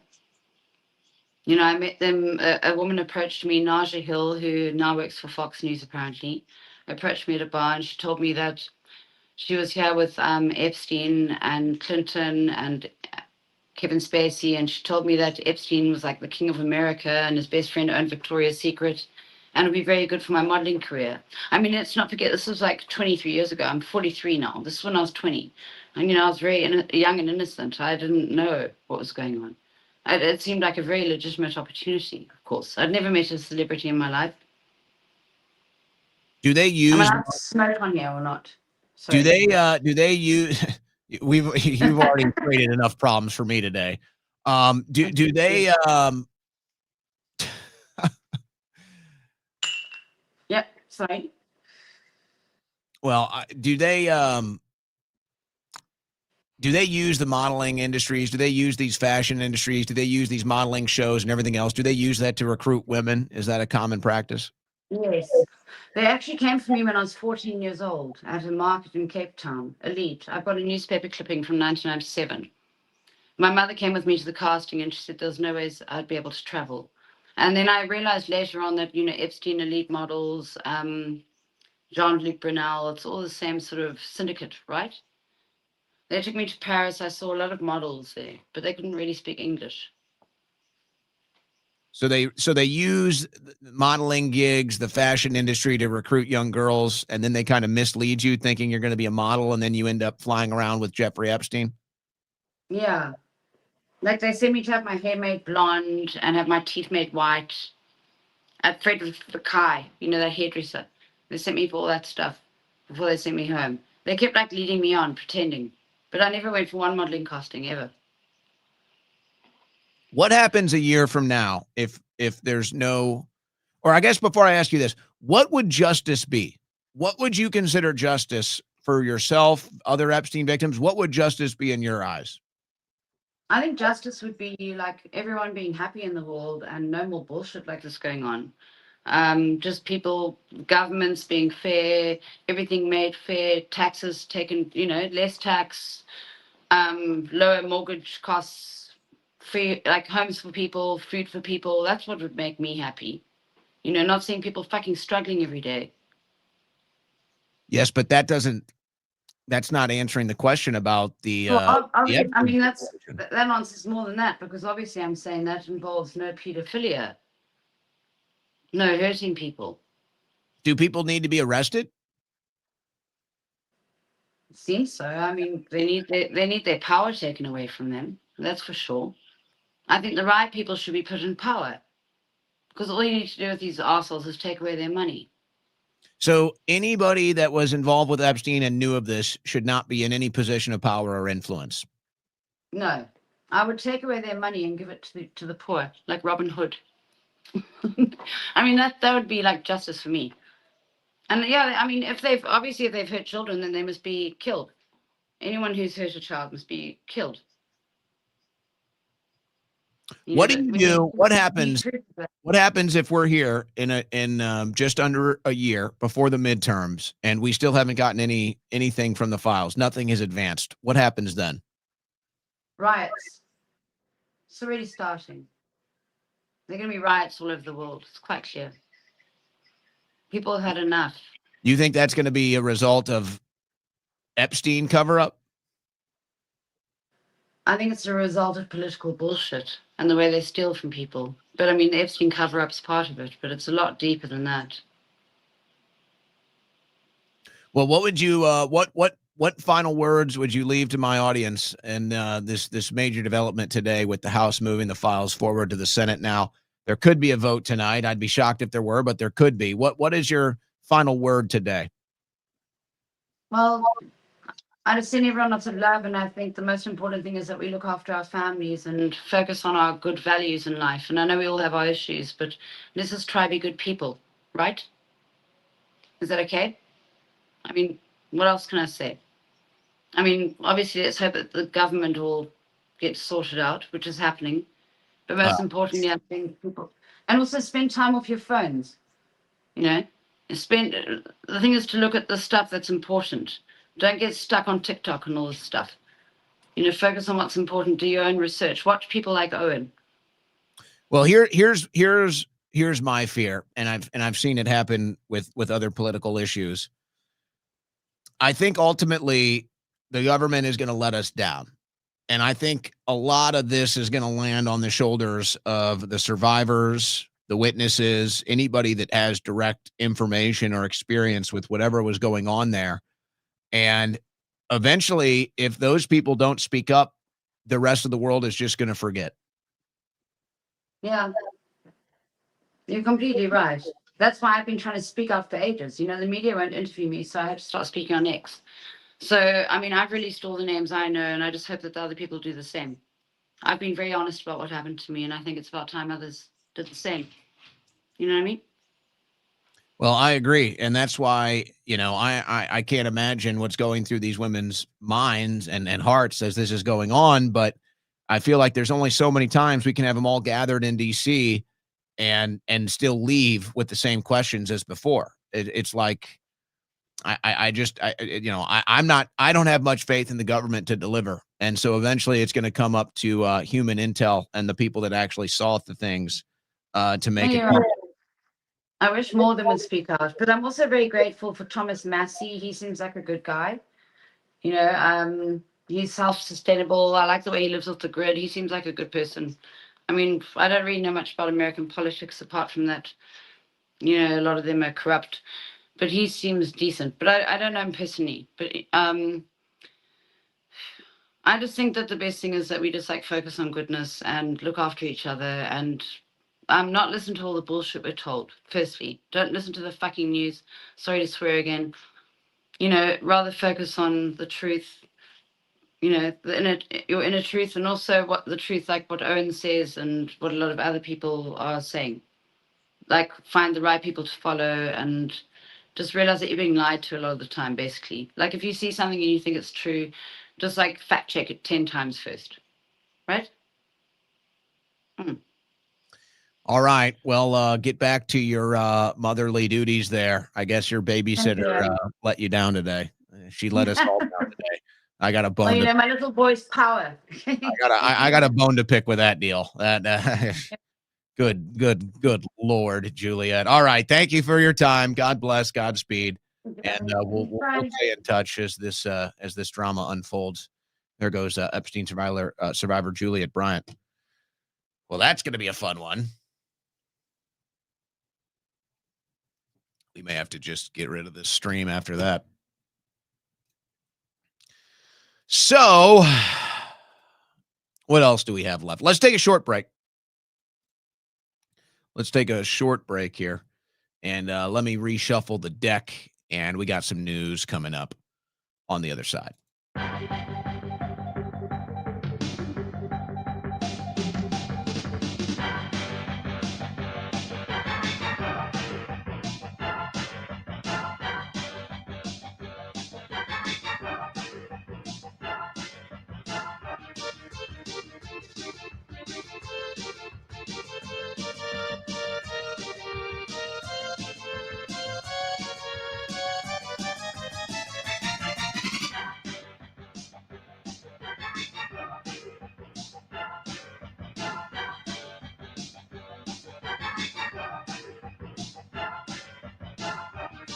Yeah, you know, it is funny. Thomas Massie won. Thomas Massie won this political fight. Isn't it funny? Isn't it funny?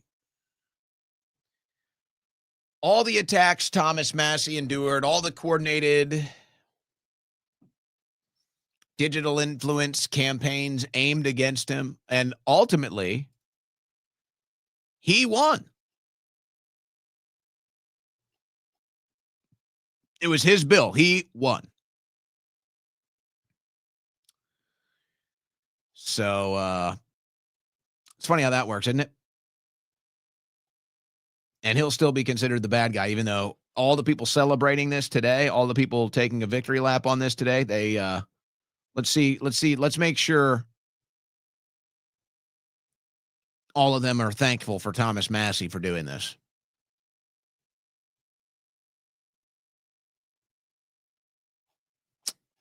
Let's see. Because that seems to be the trend in right-wing politics.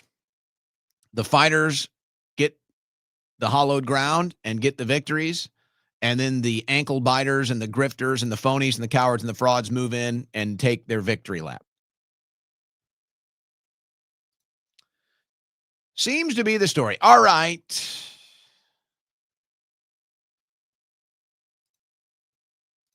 The Crown Prince, the Saudi Crown Prince, was at the White House today. Grand ceremonies. Very ceremonious. These two, they really like each other. You got to say. These two really like each other. Here's some of the ceremony from earlier today.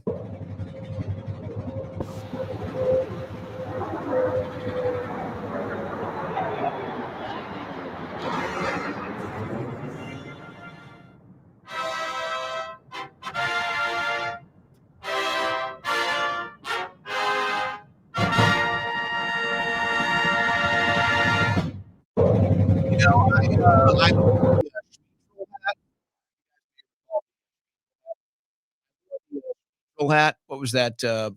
10 days or so ago. I really like that whatever they call that garb that the Crown Prince is wearing there. Maybe I need to try that on for size. I really enjoyed the power of the Schmeatral hat. That was a nice look. Very, very strong look. It's here in my studio. I think I need the Crown Prince garb. What do they call that? I think I need to try that one on for size. Huh? What do you think? Give that one a go? Let's get into the news. Judge says Justice Department may have committed misconduct in Comey case. Here we go. The spike job is on. The magistrate judge raised the question of whether government misconduct in the case may require dismissing the charges against the former FBI director, James Comey, altogether. Wow. Well, we called this one out day one, didn't we? Let's hope this is not how it goes. Let's hope this is not how it goes. Magistrate judge said on Monday that the criminal case against Comey, the former FBI director, could be in trouble because of a series of apparent errors committed in front of the grand jury by Lindsay Halligan, the inexperienced prosecutor picked by President Trump to oversee the matter. No.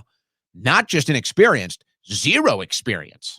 Not inexperienced, no experience. The remarkable rebuke of Ms. Halligan. Oh, Ms. Oh, hey. The remarkable rebuke of Ms. Halligan came in a 24-page ruling in which the magistrate judge ordered her to give Mr. Comey's lawyers all the grand jury materials she used to obtain the indictment and raised the question of whether government misconduct in the case may require dismissing the charges altogether. Looks like a spike job, folks. How does Maureen Comey end up on the Diddy case? How does a prosecutor with no experience end up with the Comey and James case? In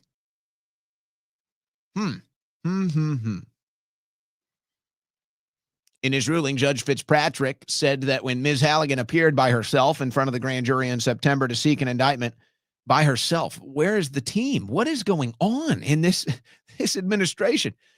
In front of the grand jury in September to seek an indictment accusing Mr. Comey of lying to and obstructing Congress in 2020 testimony, she made at least two fundamental and highly prejudicial misstatements of the law. He also pointed out that the grand jury materials he ordered her to turn over to him for his review this month appear to be incomplete and likely do not reflect the full proceedings. The court is finding that the government's action in this case, whether purposeful, reckless, or negligent, raised genuine issues of misconduct and are inextricably linked to the government's grand jury presentation and deserve to be fully explored by the defense. Comey's lawyers are jumping up and down right now. They're celebrating. Not looking good. We can't even get Comey. Are you kidding me? You can't even get Comey?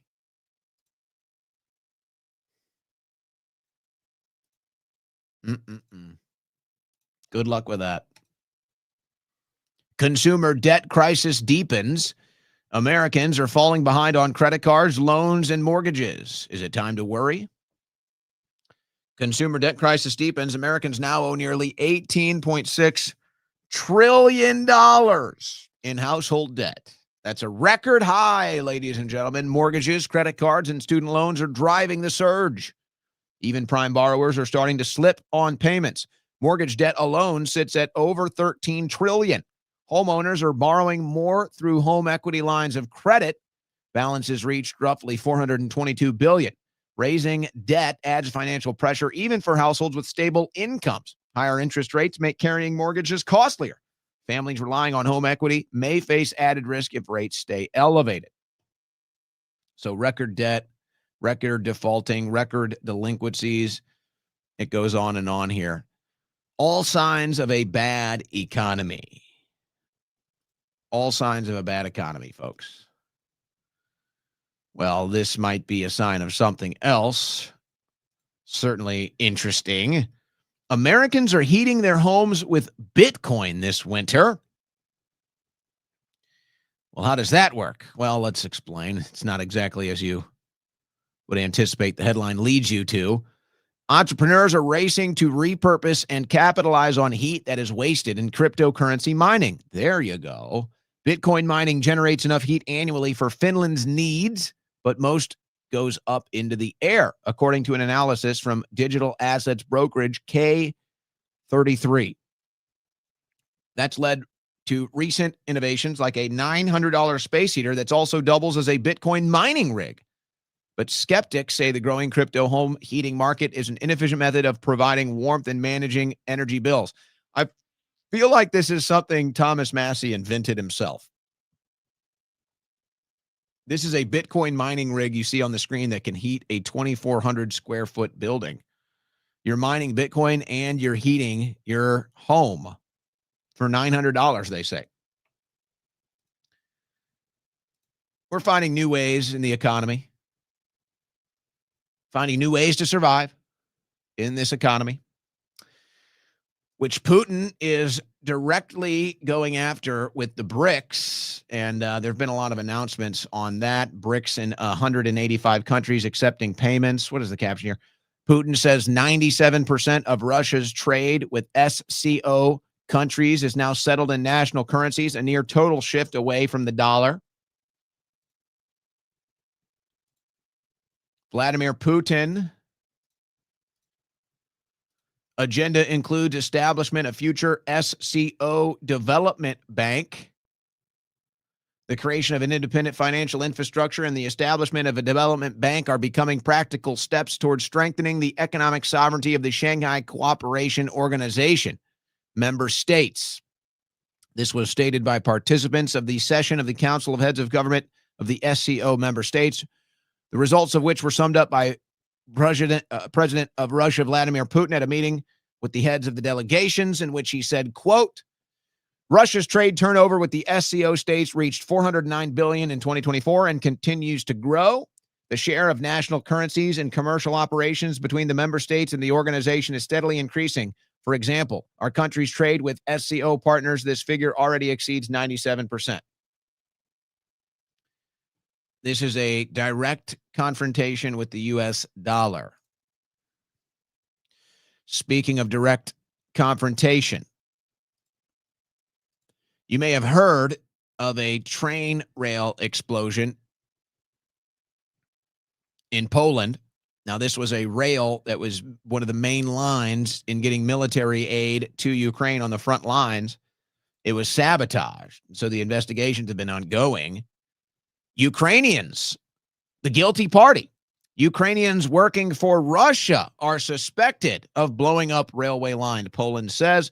Prime Minister Donald Tusk has described the explosion on a rail line linking Poland's capital, Warsaw, to the border with Ukraine as an unprecedented act of sabotage. Well, there's one way to interpret that. Poland blames two Ukrainians allegedly working for Russia for railway blast. Okay, now if you take that at face value, are these just Ukrainians for hire?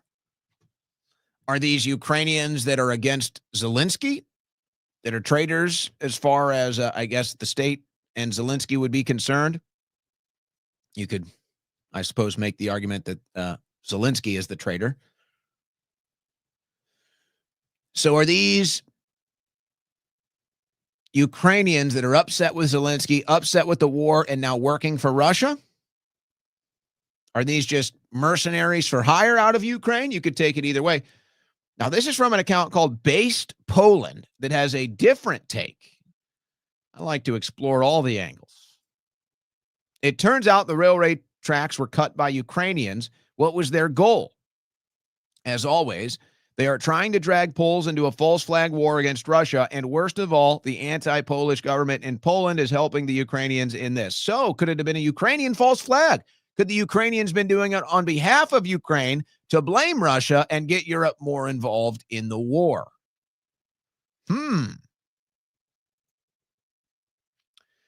Considering this is kind of a low-scale event, my guess is this was just a couple of Ukrainians acting independently against Zelensky. But the official story is that they were acting on behalf of Russia, and of course the result that they want is for Europe to get more involved and backing Ukraine, where support is lacking now, backing Ukraine's war against Russia, where Russia is gaining ground every day. They gained more ground in the last 48 hours. You don't hear it in the Western media, but, that's going on. And then, Zelensky's in Paris doing God knows what. He's buying planes with money he doesn't have. Now, Russia is claiming this gas pipeline burst was an accident. I don't know. Are you buying that? Gas pipeline blast near Omsk forces industrial shutdowns. Russia reports gas pipeline rupture, blames repair works for ignition. Ukrainian media claim blast was result of Kiev's nighttime drone attack. So the Ukrainian army is claiming that they blew it up with their drones, and Russia is saying, no, this was some repairs that blew it up. I'd say it's probably the Ukrainian drones. Russia doesn't want the egg on its face that the Ukrainian drones had a successful attack. So they're saying it was repairs when it was really Ukrainian drones. That's kind of how I measure this one. I think that's how I'm measuring that. Okay, other geopolitical news. Now, this is just wild stuff. I don't even know how to properly frame this, so let's just go into it. Let's just dive right in, shall we? Glenn Greenwald reporting. Ben Shapiro, Barry Weiss, Dan Senar, and others met this weekend at the Jewish Leadership Conference and issues instructions to J.D. Vance that he must repudiate Tucker Carlson. I hope the vice president governs himself accordingly. Now, remember, you already saw the people lined up to attack J.D. Vance this weekend. We already saw that happen. The attack of J.D. Vance. He must disavow. He must disavow. He must choose a side. There's this whole choose a sideism happening on the right now. It's pathetic. It's nauseating, but that's what you get. That's what you get from a bunch of brainwashed cowards is choose a sideism. And they got mad when you compared this to the Bush administration. Now they're acting just like George Bush. You're either with us or you're with the terrorists. Now that's you. You guys are now George Bush. So the meme actually turned out to be true. Ha, ha, ha, he, ho, ho, ho. So there's this meeting. I was told these meetings don't happen, by the way. I was told these meetings don't happen. The Jewish leaders meeting literally talking about how they're going to apply public pressure and bullying campaigns to try to influence and sway public perception of issues and public opinion on issues. And they do it right out there in the public. There's your names right there. There it is being covered. They talk about it, so it's not like it's a secret. By the way, the group where this meeting was happening, Tikva, who organized this 2 months ago, was awarded the largest NEH grant in the history of this country. The Trump administration, this was in September, through the National Endowment for the Humanities, is giving the largest grant in the agency's history, $10.4 million, to the Jewish American neoconservative Tikva Fund to counter the pathology of anti-Semitism and teach the Talmud. So again, here it is. There's Israel. There's the cause. There's the priority. And then if you dare ask about it or mention it, you'll get attacked like you're the crazy person, even though we're all watching it happen in real time. Okay, so who are we talking about here? We're talking about Shapiro. We're talking about Barry Weiss. We're talking about Dan Senar. Okay, and these are the people that want to gatekeep MAGA. These are the people that want to gatekeep Trump. These are the people that want to decide who gets access, who doesn't, who gets to be a good Trumper, a good Republican, and who doesn't. Well, here's something funny and consistent every time you look into these people. Ben Shapiro did not endorse Trump in 2016 or 2020. Barry Weiss did not endorse Trump in 2016 or 2020 or 2024. Dan Senar did not endorse Trump in 2016 or 2020 or 2024. And these are the people that want to dictate MAGA. These are the people that want to gatekeep America first. These are the people that want to dictate who gets to support Trump and who doesn't. They didn't even support Trump. They're the never Trumpers. And now they want to tell you if your support is legitimate or not. Not going to fly here. Not going to fly here. By the way, Greg Abbott, this is mostly an empty gesture, but people are cheerleading over it. They're pumping their fists, cheerleading over this. This will be an empty gesture, but the implications here are kind of heavy nonetheless. Governor Abbott, I designated the Muslim Brotherhood and Council on American Islamic Relations as foreign terrorist and transnational criminal organizations. What crimes are you citing? I'm just curious. You're designating them as a foreign terrorist organization. Just can you cite the crimes? This bans them from buying or acquiring land in Texas and authorizes the Attorney General to sue to shut them down. Now, folks, obviously, there is no group called the Muslim Brotherhood buying land in Texas. And even the Council on American Islamic Relations is not buying land in Texas. Now, you have different Muslim groups. You do have different Muslim groups moving to Texas, forming communities. This has been a very widely covered phenomenon and story that's been going on. But none of that's going to be impacted by this bill. None of it. None of it. So you have to ask, why is Abbott doing this? Well, he's got an election coming up, and he needs to be able to claim that he's done something about this. But this is really doing nothing about it. Now, I'm just curious. What do these people actually want? Okay. Now we all know, we've all seen Greg Abbott. He's an Israeli shill. The governor of Texas goes around with Israel flags. He has events with Israel flags. You can't even find an American flag. You can't even find a Texas flag. That's our governor here, Greg Abbott. Total shill for Israel. Total shill for a foreign country. So, okay, of course. Israel, I guess, doesn't like Muslims. The Israeli lobby doesn't like Muslims. They want to be able to live in America and never have to see Muslims. It's their country now. So, okay. So, write this empty gesture of a bill. But I'm just curious. What is it that you actually want? And what's funny is when you have an honest person about this, like a Laura Loomer or a Randy Fine, they'll actually tell you what they want. They don't want any Muslims in America. They want Muslims banned. They want all Muslims arrested, kicked out, banned, whatever. That's what they really want. So I would just like to have an honest conversation. This is an empty gesture from Greg Abbott. So, Greg, what is it you really want? Well, you really want to win an election, is what you want. You want to win an election, and the Israeli lobby that owns your ass told you to do this because they hate Muslims. And American Jews want to live in America without Muslims around. So they spend money on American politicians to try to facilitate this from happening. Well, obviously it hasn't worked. Muslims are coming here en masse. Entire Muslim communities are popping up. The likes of an Ilhan Omar, Rashida Tlaib. And now you've got these things in Texas popping up, these major communities. This is what Abbott is pretending he's going to try to stop, but this is not going to affect anything. It's not the Muslim Brotherhood. There's no Muslim Brotherhood LLC buying land. The Council on American Islamic Relations is not buying land. So what is it Abbott is actually doing here? Honestly, I would prefer it if this is the route we're going down, which is sad. But if this is the route we're going down now, where Middle East politics now dominates our country, and you have to decide, either you're with the Jews or you're with the Muslims.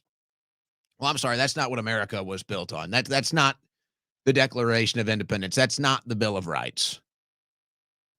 But it's like, okay, this is where we're at. So the Israeli lobby comes in here, buys our politicians, and then they say, we're going to ban the Muslim Brotherhood. We're going to ban the Council on American Islamic Relations, which are empty gestures, because what are you going to do? Are you going to be honest about the agenda here? You want all Muslims kicked out. That's what you want. But you can't do that because that's illegal. And you can't do that because that's against the very founding principles of freedom of religion, freedom of expression. So where are we at? Where are we at? Now what? Now Jews and Muslims who have fled the war-torn Middle East, Jews and Muslims who got out of the hellhole that is the Middle East, have now come to America to live in peace and prosperity, and instead are deciding to bring the wars here and to bring their policies of hate and division and war to America. So what? So what are we supposed to do now? Choose a side? What are we supposed to do? Deport all Muslims? Just come out and say it. Don't give me these empty gestures. Just come out and say it, Greg. Just ban Muslims from Texas. Just come out and say it. I don't want to play these stupid games anymore. Let's be honest. Let's be transparent.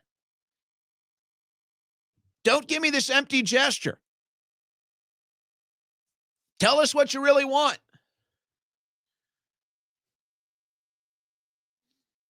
There's a pretty large Muslim population in Texas. And I guess he doesn't want to come outright against it because he still wants their votes. So he gives this empty gesture because the Israeli lobby tells him to. And then this undercurrent of hate and division continues to lie beneath the surface. And now, oh yeah, the Muslims have figured it out. The Arabs have figured it out. Israel comes in here and buys up all of our politicians and buys their loyalty and their policies. And guess what? Now the Muslims are finding it out. Now the Arabs are finding it out. And they're doing the same thing. And the Israeli lobby doesn't like that. They want to be the only owners of America Incorporated in the political world. So just say what you really want. Just say what you really want. The problem is when you say what you really want, that can then be juxtaposed against you. And when that's juxtaposed against you, your strongest argument in these discussions, crying victim, crying anti-Semitism, falls apart. So, but just say it. Say you want Muslims kicked out of America. Just say you want to ban Islam from America. I don't want to play these stupid games. Don't give me empty gestures. Just say what you really think, say what you really feel, and let's play ball. This will not change anything. Oh my gosh, Dave Portnoy, isn't this guy crazy? He turned out to be a real crazy one. The whole thing with Barstool Sports is odd, in my opinion. The whole thing seems like it's a shell company now, but whatever. I always wondered how it was able to become so successful. So here's Portnoy getting an interview. Just listen to what he says. I mean, occasionally you get a kike or Jew or whatever. It's every day now. Like, there's a definitive shift in what's going on. So yes, now now let's be perfectly clear. Well, I want to start this over. What he's saying here is obviously true. What he's saying at the top here is obviously reality. Anybody can see that. Anybody can see that rhetoric is increased 1,000-fold. All right. So that is obviously happening. I mean, occasionally you get a kike or Jew or whatever. It's every day now. Like, there's a definitive shift in what's going on. So yes, now I for me, being a Jewish person, like you got to step up. You're kind of someone people look up to in the Jewish community. You have to be like, all right, this is not normal. With the guys. People are coming in with real hate. How do you explain that line to people? It's a tough one, and sometimes they always don't get it. And just last week, a man was arrested for using an anti-Semitic slur at Portnoy while he was taping a video in Miss. So that's a speech arrest. So anti-Semitic speech is illegal now. That's kind of a big story. Arrested for speech. Kind of a big story. Mississippi. The success of Barstool and yourself is based on not being afraid to offend, right? Speech is speech, a joke is a joke. Do you see a connection between what you unleashed and what you now have to deal with? No, because I think Barstool and myself has always had a pretty good moral compass. So folks, this is ridiculous. Now, he knows he's lying. He knows what he just said is absolutely absurd. And that's why he changes his vision right here. That's why he changes his line of sight right here. Because he knows he's about to tell the biggest lie of the entire interview. Now look, I'm not some moral police over Barstool Sports, okay? But I was there for the rise of Barstool. I was their target demographic. We all know the degenerate behavior that they promote. And that's what it is. They promote degenerate behavior. I'm not judging it. I'm not knocking it. I'm not taking a stand against it. Barstool Sports is not a moral company. Nobody looks at Barstool Sports and says, wow, that is a moral company.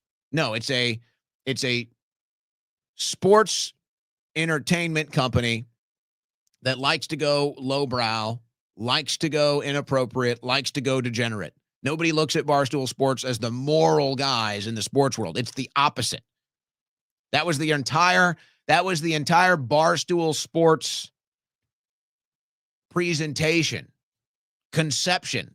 Hey, we're degenerates. We sit at the bar and talk sports. We're the sports talk for the normal guys. We're against political correctness. We're inappropriate. We sexualize. We womanize. We drink. We gamble. That was the entire framing. That was the entire pitch, was we're not them. We're the bad guys in the sports media. But watch, he knows he's lying to such a degree that he changes where he's looking. He has to go look at the camera. It's a conscious that he knows he's about to tell a whopper of a lie. So he looks at the camera when he says it. What you unleashed and what you now have to deal with. No, because I think Barstool and myself has always had a pretty good moral compass. So we've never stood for hate or anything of. By the way, this is a guy who famously makes rape jokes and then stands strong and says, "Yeah, I made a rape joke. It's funny." Okay? So again, I don't care. Make whatever joke you want. I'm not the moral police here. It was Dave Portnoy that made the rape jokes. It was Dave Portnoy that leaked photos. I think it was Tom Brady's 2-year-old and then said, "Oh, it's a 2-year-old. Who cares?" Stop it. You're the least moral people in the sports world, and everybody knows it. And you just told the biggest whopper of a lie. So see, that's the big reveal. You're a liar. And I don't know why this has happened, because you used to be honest about this stuff. You used to not care what the press thought or said about you. Now you're up here lying to the American people like Barstool Sports is some moral high ground in the sports world. It's the exact opposite. It's the exact opposite. And when you got harassed for saying inappropriate things and you stood up for free speech, why aren't you taking that same approach today? Why the double standards, Dave? Because if logic can't be applied universally, it's not logic. It's propaganda. And now Dave Portnoy is an agent of propaganda. That ilk. I mean, do I think that feminists should complain about a Diet Coke can being skinny and that somehow is like leading to a eating disorder by Diet Coke having a skinny can? That I think is crazy. And there are things that I think people get far too worked up, like he, she, verbs, like crazy. What is he even talking about? Making jokes that you are trying to hurt people's feelings and are based in hate, that's never flown with us. Folks, this is ridiculous. Making jokes to try to offend someone has never flown with us. What a joke.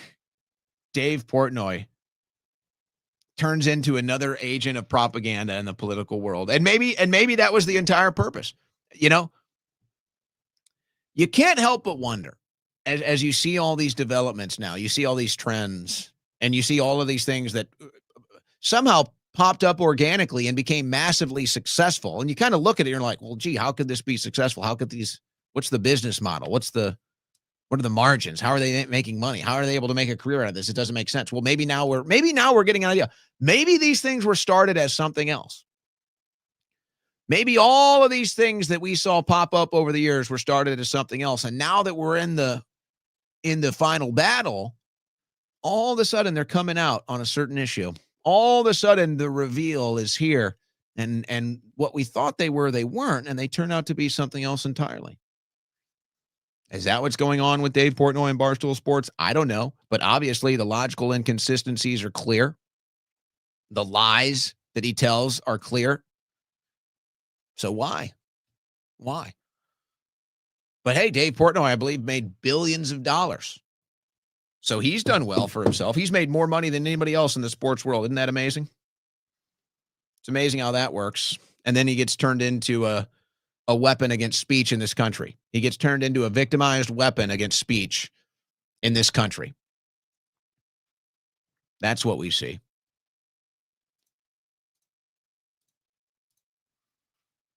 This is, I don't know who this is, Yashai Fleischner. This thing is going around. International spokesman for Hebron. I think that's a media operation in Israel. He says, the rise in anti-Semitism is the result of Jewish weakness. Anti-Semitism is a latent trait that exists in many humans and surfaces when haters begin to believe that the Jews in Israel can be crushed. Why do I keep hearing this? Why do I keep hearing people saying that anti-Semitism is you're born with it? Why do I keep hearing this? I've heard it from Mark Levin. I've heard it from Josh Hammer. I've heard it from Yashai Fleischner. What is that? What does that mean, you're born with anti-Semitism? You know, that sounds a little racist, actually. You sound a little racist. You sound like a bigot. Yeah, that would be bigotry. That would be harboring racism. Isn't that ironic? So they fired Matt Gaetz's producer, Vish Bora, was fired. And so they're all taking the victory lap. We got Matt Gaetz producer fired for bad speech. We got the guy that said something bad to Dave Portnoy arrested for bad speech. You guys don't see the problem with this? You're listening to the Owen Report on the Win Network.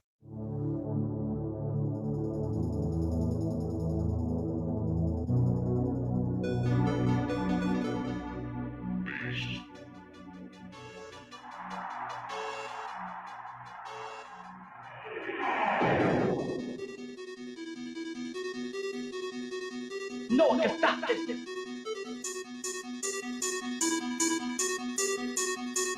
No, que stop this.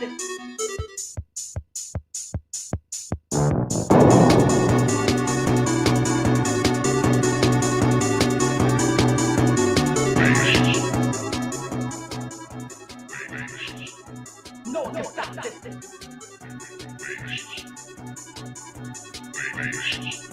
No, que stop this.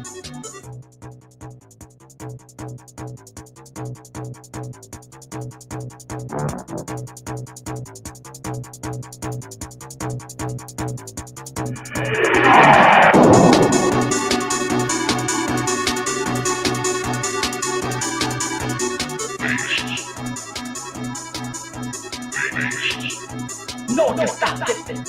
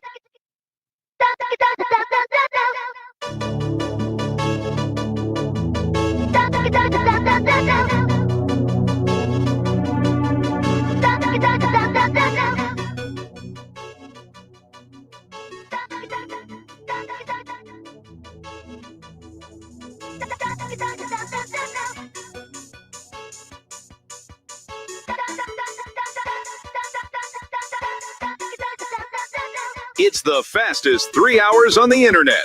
It's the Owen Report with Owen Schroyer.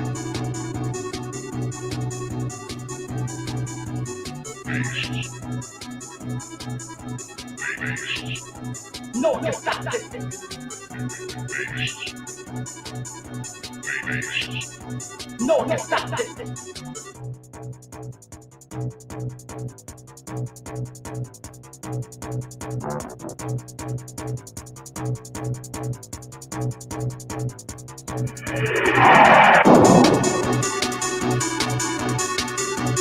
right, we've gotten through most of the content for today. I think we're going to have time for some calls. Let me try to get through the rest of the news here before we open up the phone lines. 21,000 students. You may have heard about the ICE crackdowns in Charlotte, North Carolina. 21,000 students were absent from school this week in Charlotte public schools. That's 15% of the total enrollment.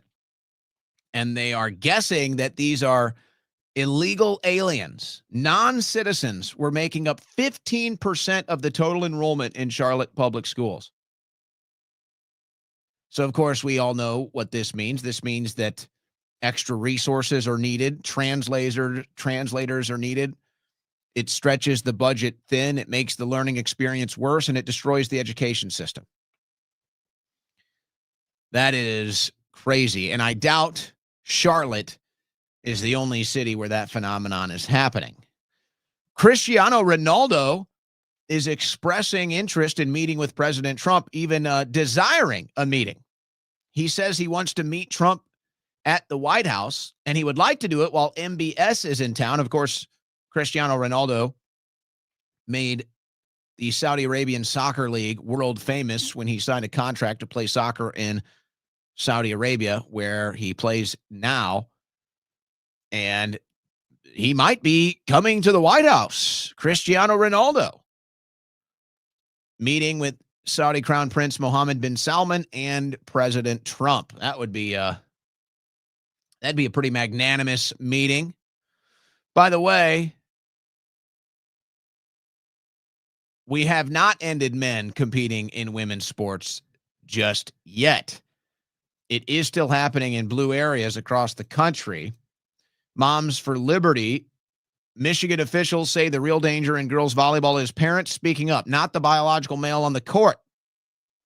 The Ann Arbor Skyline girls volleyball team competes today in the Michigan Division I state tournament with a biological male in its starting lineup. Ugh.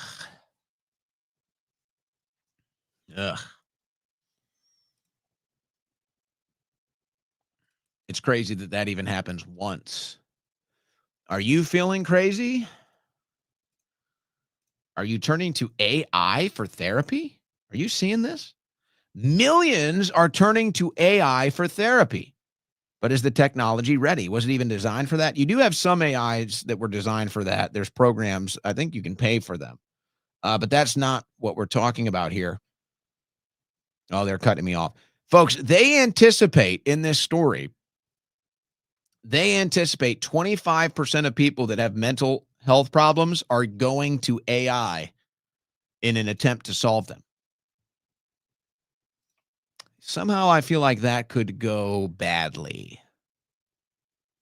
Somehow I feel like that could be not such a good thing. Boy, I'm complaining. I'm upset. It's going to be dark here in about 45 minutes. It's going to be pitch black here in Texas in about 45 minutes. And I don't like that. I don't like this darkness before 6 o'clock deal. I really don't even like it before 7. Well, imagine being in Alaska, because parts of Alaska are about to go without the sun for 64 days. Specifically the northernmost regions. Try pronouncing this one, guys. Let's see if you can help me out. Utqiagvik. Utqiagvik, Alaska. There it is. We got it. Utqiagvik, Alaska, has seen its last sunrise this year. America's northernmost settlement will not see the sun again until January 22nd, 2026, as polar nights begins in the Arctic Circle. Due to the tilt of the Earth's axis, the sun will not rise above the horizon in Utqiagvik for the next 64 days. I'll pass. Thank you very much. Utqiagvik is about 500 miles northwest of Fairbanks, Alaska, and is home to roughly 4,400 people with archaeological sites dating back to 500 CE. Now, have you ever seen the movie? There's a movie about this. It's a great movie, 30 Days of Night. I'm a big fan of that movie. If you like vampire movies, it's one of the top vampire movies for my taste. They're in there 30 Days of Night, except this is a 64 Days of Night. What do? Do you leave town? I'd be out. I'd be out of town. Well, I would never live there to begin with, but that'd be it for me. No sun, no Schroyer. How about that? How about that as a campaign statement? You know, speaking of lights, have you ever investigated this? There's an entire psychology and purposeful methodology for why this is done, and it will disturb you. People want warm lights back. Street lights are too blue.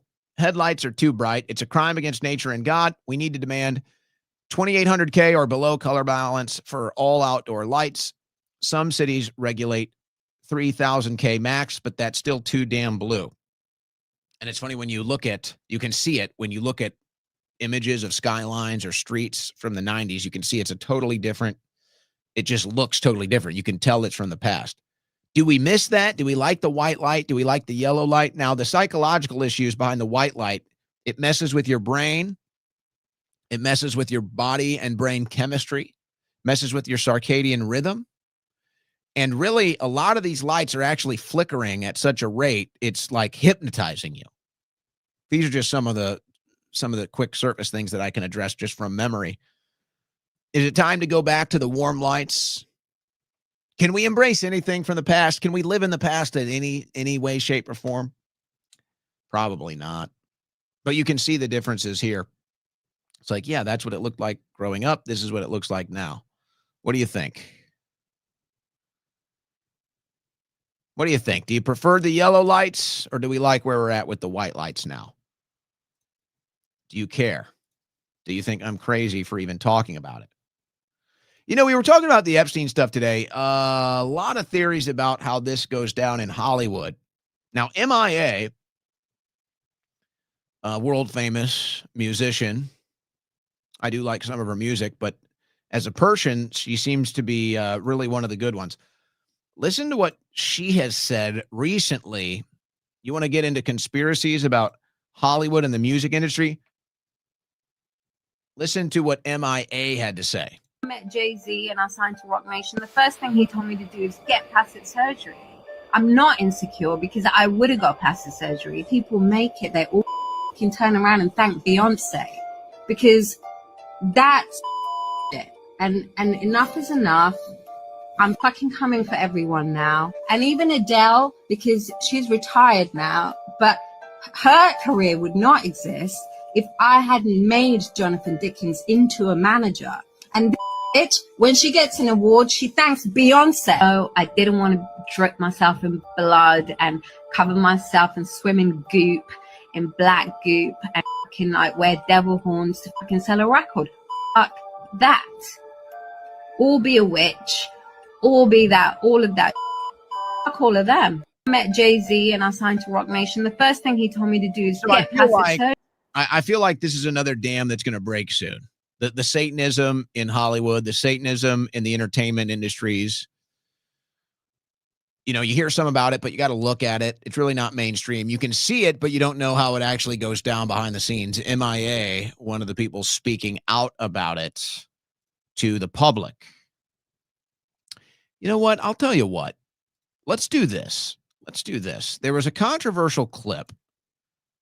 I don't have the clip. I could probably find it. Maybe I should. Maybe I should for the sake of this coverage we're about to get into. There was a controversial clip. Mohammed bin Salman today at the Oval Office was asked about September 11th and foreign relations with America. Let me see if I can find the clip. Here we go. Mohammed bin Salman, Crown Prince of Saudi Arabia, earlier today, asked about September 11th. I feel painful about, families of 9/11 in America, but, we have to focus on reality based on CIA documents and based on a lot of documents that Osama bin Laden used Saudi people in that event for one main purpose, is to destroy this relation, to destroy the American-Saudi relation. That's the purpose of 9/11. So whoever buying that means they are helping Osama bin Laden's purpose of destroying this relation. He knows that strong relation between America and Saudi Arabia, it's bad for extremism, it's bad for terrorism. And we have to approve him wrong and to build our relation, continue developing our relation. It's critical in the safety of the world. It's critical against extremism and terrorism. I feel painful. Now, this may be worth listening to it again. I'm going to play it again, and I want you to kind of have a different mindset. You just heard it for the first time. Now, think about it from this mindset. Did MBS just call 9/11 a false flag? Listen to this again. Did MBS just call 9/11 a false flag? About, families of 9/11 in America, but, we have to focus on reality based on CIA documents and based on a lot of documents that Osama bin Laden used Saudi people in that event for one main purpose, is to destroy this relation, to destroy the American-Saudi relation. That's the purpose of 9/11. So whoever buying that means they are helping Osama bin Laden's purpose of destroying this relation. He knows that strong relation between America and Saudi Arabia, it's bad for extremism, it's bad for terrorism. And we have to approve him wrong and to build our relation, continue developing our relation. It's critical in the safety of the world. It's critical against extremism and terrorism. I feel painful about, By the way, Trump seems to get a little, I don't know if that's uncomfortable or how you want to describe Trump's body language right here. I mean, you can see for yourself. Sounds like the Crown Prince of Saudi Arabia just called 9/11 a false flag. Now, he did it in very direct and kind of coded language, let's say. It sounds like he just called it a false flag. And it really goes in line with my thinking here that, and we see it in America, this generational rift, right? Especially on the right wing. We see this generational rift of the neocons that constantly want war, constantly want to have enemies to fight on the battlefield, versus the younger generation on the right, which is like, hey, we're done with the forever wars. They haven't worked for us. We're done with the enemies in the Middle East. We're done with all of the foreign entanglements and all the false flags and the propaganda. We're done. We want to focus on America. And it seems like you have a similar phenomenon happening across the world, quite frankly. You have a similar phenomenon in Israel. You have a similar phenomenon in Saudi Arabia, the UAE, Qatar, Russia. Young people don't want these wars anymore. Young people are against these wars. The only place where you might not have that same generational rift is in Israel, but that's because the Israelis are probably dealing with more propaganda than any of us, quite frankly. And they're forced to serve in the IDF, so that puts them in a different position. But it sounds to me like the Crown Prince of Saudi Arabia just called 9/11 a false flag. And guess what? He's right. He's 100% right. It was a false flag. And it was intended to sour relations with America and the Middle East. And it was intended to get us involved in the Middle East. So then you have to wonder, who was bin Laden working for? Who was bin Laden working with? Who had the intel? Who benefited? Who was on the inside? 9/11 truth is maybe more important than ever. So let's go back in time. You know, we didn't get to do this on September 11th because of what happened on September 10th. So I've got these clips built up. I'm going to do it today. Let's go back in time. Glitches in the Matrix. Would you believe that this happened about 20 years ago on live TV? Tell me if this doesn't send any red flags. Some Republicans out there have been saying that Ron Paul would be very dangerous for this country because he wants to bring troops like you back from your post from all over the world. Well, I think it would be even more dangerous to start nitpicking wars with other countries. Someone like Iran, Israel is more than capable of. All right, we just lost our tech connection, unfortunately, with Janet. Janet, stand by. If you can hear me, we're going to get back. Ah, yes. Okay. There's your first controversial clip here. All right. Let's go to Jesse Ventura. Same network, CNN. What would you have done on September the 12th, 2001? What would you have done if you'd been president? What would I have done? Yeah. I would have done a legitimate investigation to find out what exactly happened on 9/11. How did they know who did this so quickly like they did Lee Harvey Oswald? How quick they knew Lee Harvey Oswald killed Kennedy. Because the people who did it were identified and we knew who they were. Well, then why couldn't we have stopped them beforehand if they were identified and we knew who they were? It was a failure of intelligence. Everyone's accepted No, it that. wasn't. We knew before with Condoleezza Rice's memo on August 6th when it stated right in the memo, bin Laden to steal planes and run them into buildings. And more stuff is coming out now also, how much the Bush administration ignored the intelligence. It was almost like they ignored it because they wanted it to happen. Oh, come off it, Jesse. No, not oh, come off it. Wait a minute. Every war fought The crowd cheers. starts with a false flag operation. You can't, in all seriousness, sit. Cook, Jesse, cook. Not oh, come off it. Wait a minute. Every war fought starts with a false flag operation. You can't, in all seriousness, sit there and try and make out anybody. Okay, let me ask you this, Piers. Wait a minute. Let me ask you something. How much studying have you actually done of 9/11 other than what the government's told you and what mainstream media has told you? I've been studying it 4 years. I was editor of a national newspaper. I've talked to people. Wait a minute. Depth every day for 5-6 months. Really? So I know a lot about it. Well, one then thing how I do come? know is Let me ask you this you then. cannot say that any member of the Bush administration knew it was going to happen or wanted it to happen. It's a ridiculous thing to say. Ridiculous. Okay, let's talk about your BBC. I have a tape of a BBC reporter broadcasting directly back to England talking about a third building has collapsed. World Trade Center Building 7 talks for 7 minutes.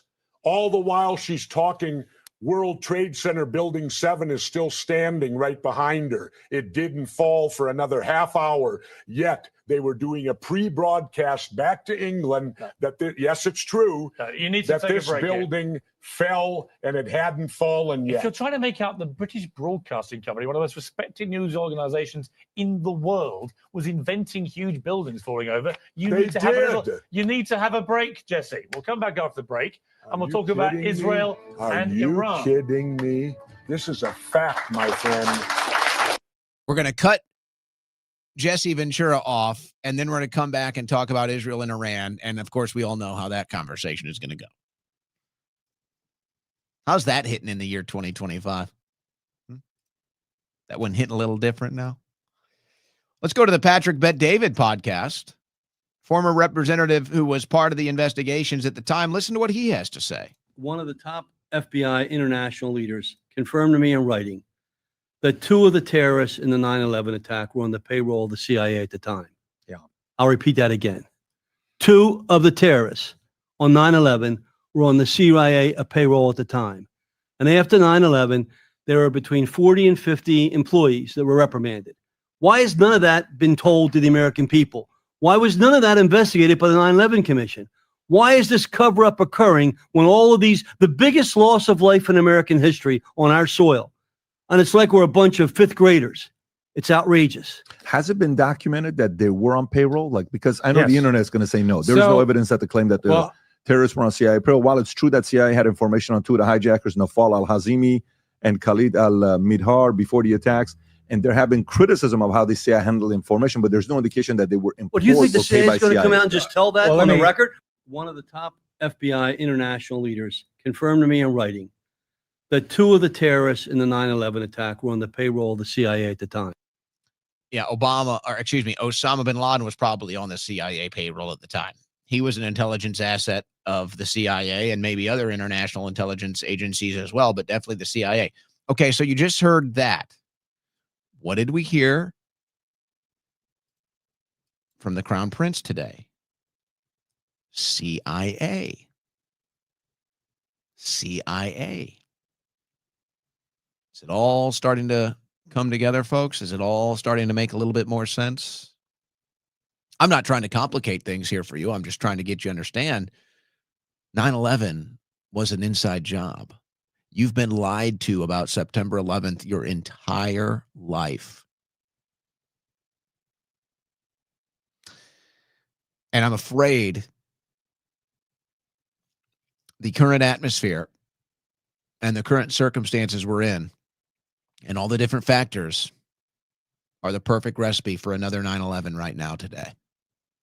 The only difference is, God forbid, somebody tries to pull another mass terror attack like that in the United States, a mass false flag. The only difference today from 25 years ago is that now most people won't believe it. Most people won't believe it. Now, I'm not sure that would stop the people that would pull such a thing, but that is certainly a different paradigm than we had in September 11th of 2021. Here's Gaddafi. Now, we all know what happened to Gaddafi. Listen to him. How about Al Qaeda? القاعدة وين هي؟ Where is Al Qaeda? القاعدة هنا في نيويورك. القاعدة يصير في نيويورك. من هو بن لادن؟ هو زي بن لادن. He committed a heinous act. هو بن لادن عملها. بن لادن made this heinous act. You don't think what Osama bin Laden did was wrong? هو كان في إحدى الطائرات اللي ضربت الأبراج. Was he on board one of those aircraft that hit the towers? But he took credit for sending them. لا هذا شيء ثاني لكن. This is another يعني ما أعتقدش الآن بين يدينا حكم قانوني ضد بن لادن بهالخصوص. I don't think that in front of us we have a court sentence vis-à-vis bin Laden or in this regard. يعني الإرهابيين اللي ضربوا نيويورك ما همش أفغان. The terrorists who hit New York are not from Afghan. They're not Afghani. ما طلعوش من الطائرات من أفغانستان أو من العراق. They did not use the airplanes or take off from Iraq or Afghanistan by airplanes. من مطار كندي هنا. They flew from JFK airport here in New York. وهو العمل كله حصل داخل أمريكا. The whole action was done here. وتدربوا هنا في أمريكا. They were trained here. لم يتدربوا في العراق ولم يتدربوا في أفغانستان. They did not train or they were not trained in Iraq or in Afghan. Oh, okay. We'll be right back. Oh, and then CNN cuts it off again. That's the third time CNN cuts it off. And of course, Gaddafi was not long for this world after that interview.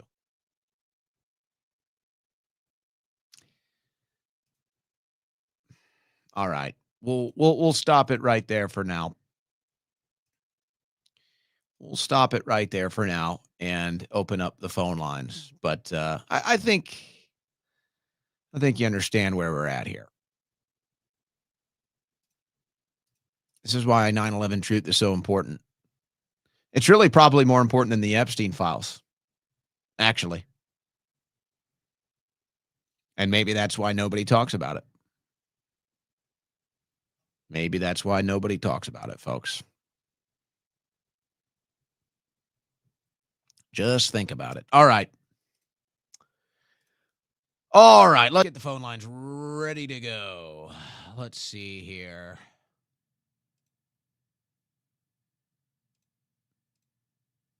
All right.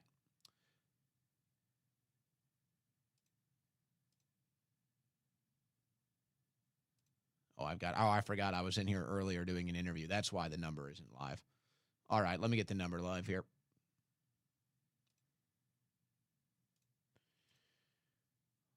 What in the heck is going on here? All right, well, you know what?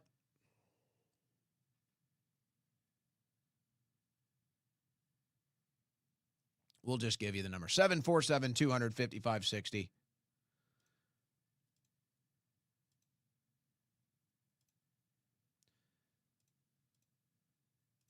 is ridiculous. Why can't I find this?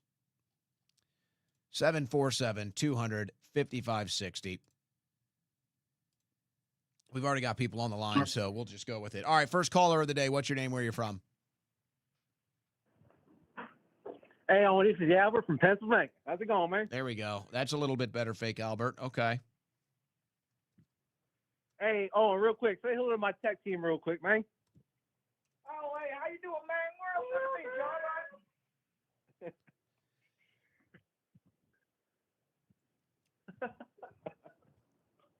Horrible. F. 0%. Next caller. What's your name? Where you're from? Oh, it's Josh from Arcadia. All right, Josh, go ahead. Oh, isn't this hilarity? We got the Saudi prince in the White House pretty much saying 9/11 was a false flag. Yeah. And then we got this split with MTG and what in the hell, man? It's crazy. Honestly, it's so crazy you almost think it's fake. Like that's how guys and I get it. Guys like you and me, man, that see past this bullshit, it's laughable. This is hilarity. Yeah. I don't get it. And then you got cat turd pundits. Just so you don't clap like a seal for whatever Trump does. Oh my God, That's all you're not MAGA. They'll be irrelevant in 4 years, maybe even less. They will, man. They will. But you got to understand, and I've explained this before, these are people that have built their entire personality off Trump. These are people that have built their entire following off of MAGA. And these are people who have had the high of getting the pat on the head from Trump. So they're fighting like hell to get another high from another pat on the head. They're looking for a repost. They're looking for a shout out. They're looking for a like. It's all they're fighting for is chasing that high again like a heroin addict. It's sickening, man. It's sickening. It is sickening. Yeah. And that's why you got guys like me and you. It's like, okay, we're gonna call your bullshit out. Yeah. And, and they don't know. They can't believe it. They can't believe that you would dare. Yeah. How dare you scold Trump? Yeah. How dare you hold politicians accountable? How dare you be a true American? By the way, that's a true American. Yeah, exactly. Exactly. How dare you buy into his politics from 2015 and you still hold on to him? How are you, America first? How dare that? Well, we hold people accountable. Yep. Not in a cult for Trump. I can tell you that much. That's right. But on a lighter note, man, what in the hell is going on with Loomer's square jaw, man? She looks like Quagmire. What in the hell is that? Was that AI or was that real?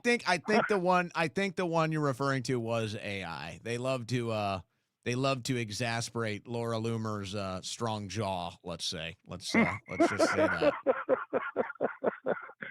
That's hilarious, man. Yeah. That is hilarious. Well, keep up the good work, brother. Keep it up. Thank you for the call. Next caller, what's your name? Where you from? What's going on, Owen? This is Ahmed from New York. What's up, Ahmed? What's up? I just wanted to say, LeBron James, you're going down, and all your Boule brothers, they're going down as fast as Joe Biden's IQ, let me tell you. And it's so funny, he has to give in all the cell phones. I don't know if he's like 4 NBA teams that are tied up with the scam, the gambling scheme. Oh, yeah. With, Well, it was his Chauncey hitting Billups. coach. It was hitting. It was LeBron's shooting coach that was kind of embroiled in all of that. Yeah, But so LeBron is apparently sitting out for sciatica right now, but he's set to return soon. It's because Donald Trump is fucking him. That's why we are effing him one day at a time, Owen, one day at a time. Yeah, well, I'm sure whenever LeBron gets back to the court, well, I don't know. Maybe the Lakers will be worse, actually. They're actually, like, pretty good without him. Maybe keep him on the bench. Next caller, what's your name? Where you're from? This is the Scooper, Owen. The Scooper. You got to scoop me today? What do you got today? From Indiana. What do you got today, then? I don't know if I'll scoop you or not, but I think it's worth looking at Christopher Wray. Yeah, well, why don't you tell that to the Attorney General? Nobody even mentions Mayorkas. Mayorkas and Fauci have to be dancing. I mean, these guys have to be frolicking through the flowery fields that nobody's talking about them. These are the two biggest traitors and criminals in the last 10 years, Fauci and Mayorkas, and nobody even talks about them anymore. Yeah, but Owen, you know, what people don't realize is he was appointed by Trump. That's true. And it gets better because Biden allowed him to be in.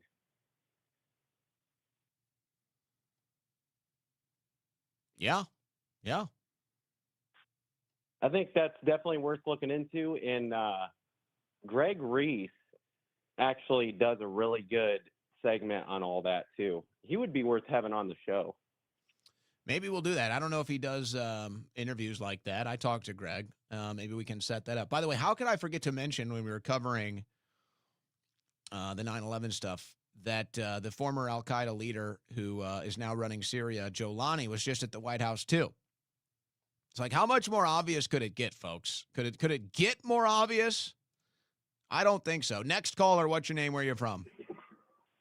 Jason from New Mexico of the Titans of Liberty. Not MAGA Titan, though.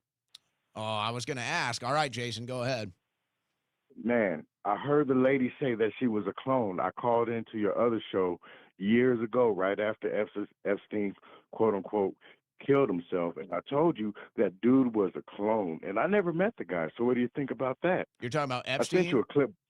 Yeah, Epstein. He was a clone. The lady he was interviewing, she said that. Yeah, I don't know. I mean, I can't really, that's either you believe it or you don't. So here's a question then. Do you still think that, quote unquote, he's still alive? Well, I never thought he was still alive. Okay. Well, I know some people do. I don't fall into that category. I mean, it wouldn't shock me, but I'm not of the mindset that he's still alive. So here's a question then. Do you think that with all his ties to William Barr's, father and all that, the fact that we're still talking about Epstein, I mean, is it possible that Trump had him sprung? I mean, like I said, I'm of the belief that maybe he had a clone in jail, but my whole point is, I'm like Trump. Why are we still talking about it? But it is bigger than we think. So how big was those connections is all I'm saying. But thanks for taking my call. Keep up the great work.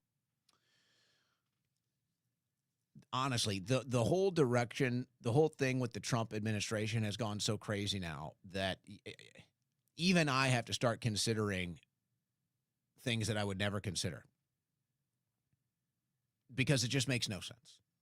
Now, the simplest solution is not a good one. The simplest solution is he's just another normal politician. He's just another bought and paid for politician. And the Israeli lobby and big tech got him now. And that's who runs this administration. It's the Israeli lobby and big tech. That's the simplest solution, and I think it makes sense for most people. But it's still, it's like, this is not our guy. This is not our Trump. Where's our Trump? Where's the guy we rode with? Where's the guy we elected? And then you think about the Q stuff, which I'm not a believer of either, but it's just like the biggest story right now is the big reveal about how Israel controls our foreign policy. Israel has their agents and their actors all throughout our media, all throughout our political body, our process. And it's just like, okay, well, that's happening. That's never been more obvious. It's like, is Trump falling on the petard to bring these stories out?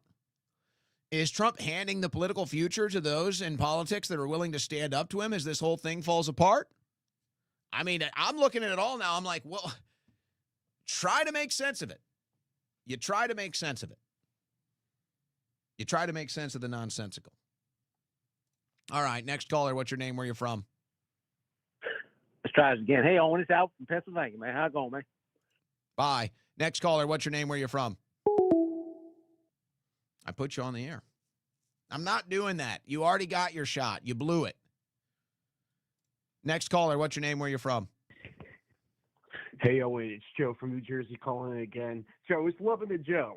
I'm doing 18 credits this semester in that Blackout Coffee. Well, it's saving me through all the all-nighters I've been pulling lately. Right on. And, you know, I'll tell you, Owen, it's a bit wacky with my schedule. And you start your show when I'm still in classes Monday, Wednesday, and Thursday. But despite that, I always end up covertly pulling your show up, and I always walk out of my school listening to the Owen Report on the way home. Right on, man. I appreciate that. Yeah, I mean, you're my trinity of political analysts, and besides you, I also watch Asmongold and Nick Fuentes. So definitely collaborate with them if you can. I made I've talked to I consider you guys my teachers. I've talked to Nick before. I've never talked to Asman. I've been seeing more of his clips starting to surface in my feed. So, but I've never talked to him. I really wasn't even aware of who he was until recently. Yeah, and you know, I'm a young man, Owen. So I'm 25 years old. So you know, that's how I know Asman. You know, he's a gamer. And I was watching you back in high school, Owen that lives on the street. So I've been following you a long time, and I trust what you have to say. You know, that said, I was looking to educate myself about how to navigate the economy, general stuff. And I know you do your Ask the Doctor segment, and I was wondering if you could do dedicated financial segment as well. Because I'm a broke college student, and I don't really have a lot of money, but you know, I've been putting my family on your show, and they were looking at investing gold. So you know, I was telling them about So your I am going to do.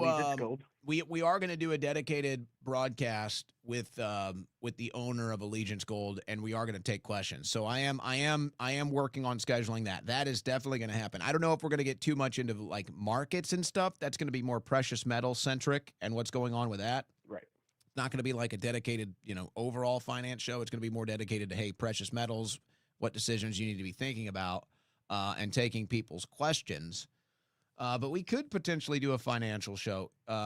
We do have an Ask the Doctor lined up for tomorrow. I'll be publishing that information once we get off air tonight. Cool. Yeah, I'll definitely be watching that. All right, man. Thank you for calling. Good to hear from you. Study hard. Next question. What's your name? Where you're from? Next caller. Excuse me. What's your name? Where you're from? Sarah from Los Angeles. Hi, Owen. What is it? Sarah from Los Angeles. All right. Hi, Owen. All right, Sarah. Hi. Hi. Love the show. Congratulations. Thank you. Yes. I really appreciate you. You're really educating me. Formerly just watched the regular news before the pandemic. Didn't realize what was happening. And you're really helping me get a greater understanding. So I want you to know I appreciate you, okay? Hey, I appreciate that. I appreciate that. Oh, thank you. Thank you. I'm sure you've talked about it, so I apologize that I don't know the answer. Can you give me your gut on if Elon is a good player or if he's not? I think you were not for him being at the White House. Was that right? No. I was a major proponent of Elon. Elon's approval rating with me right now is, I think, higher than it's ever been. I have concerns. Okay. I have concerns with the technology and the potential use for it. I think these are legitimate concerns. The way my interpretation, my perception of Musk right now is, and he actually kind of alluded to this in a recent interview. He alluded to two things that I thought was very important. But my interpretation of Musk is that he sees, look at AI. Let's focus on AI. He sees where AI is going, and he sees how it can be either pro-human or anti-human. And so he feels like he has to get involved, and he has to try to have a pro-human AI. I think that's how he sees it. He doesn't trust the other people in the AI world. He doesn't trust Bill Gates. He doesn't trust Sam Altman. So he's trying to get in there. Bezos has come out. Yeah, Bezos has an AI that dropped yesterday, I think. Well, Bezos seems to be kind of just copy and pasting, I think, Musk's stuff, to be honest. I think he's just copy and pasting whatever Musk is doing. I don't think Bezos's people are landing rockets. If the whole thing could be fake, but even if they are, I think it's just copy and pasting Musk's technology. And he came out and said he just wants humanity to succeed. And so this is why he open sources X, he open sources Grok, he open sources Tesla, he open source because he just wants everybody to succeed. So I look at Musk as a force for good. So I understand why people are concerned about the tech, but I think Musk is probably one of the good guys in the field. I think he's pro-human. He's not perfect. Nobody's claiming he's perfect. But my approval rating of Musk right now is higher than it's ever been. Amazing. Thank you so much for educating me. And everything being open source, that speaks a lot of value. Anyone can use it. So that's the opposite of hoarding, right? Yes. And he wants everybody to use it. He wants everybody to use it. He wants humanity to be successful. I want you to be successful, as you already are. Thanks for your time, Owen. Sarah from Los Angeles signing off. Bye. Wow. That was a pro sign-off. Sarah from Los Angeles. Next caller, what's your name? Where you from? Kevin from Indiana. All right, Kevin, go ahead. You are America's anchorman, brother, and maybe one day my future son-in-law.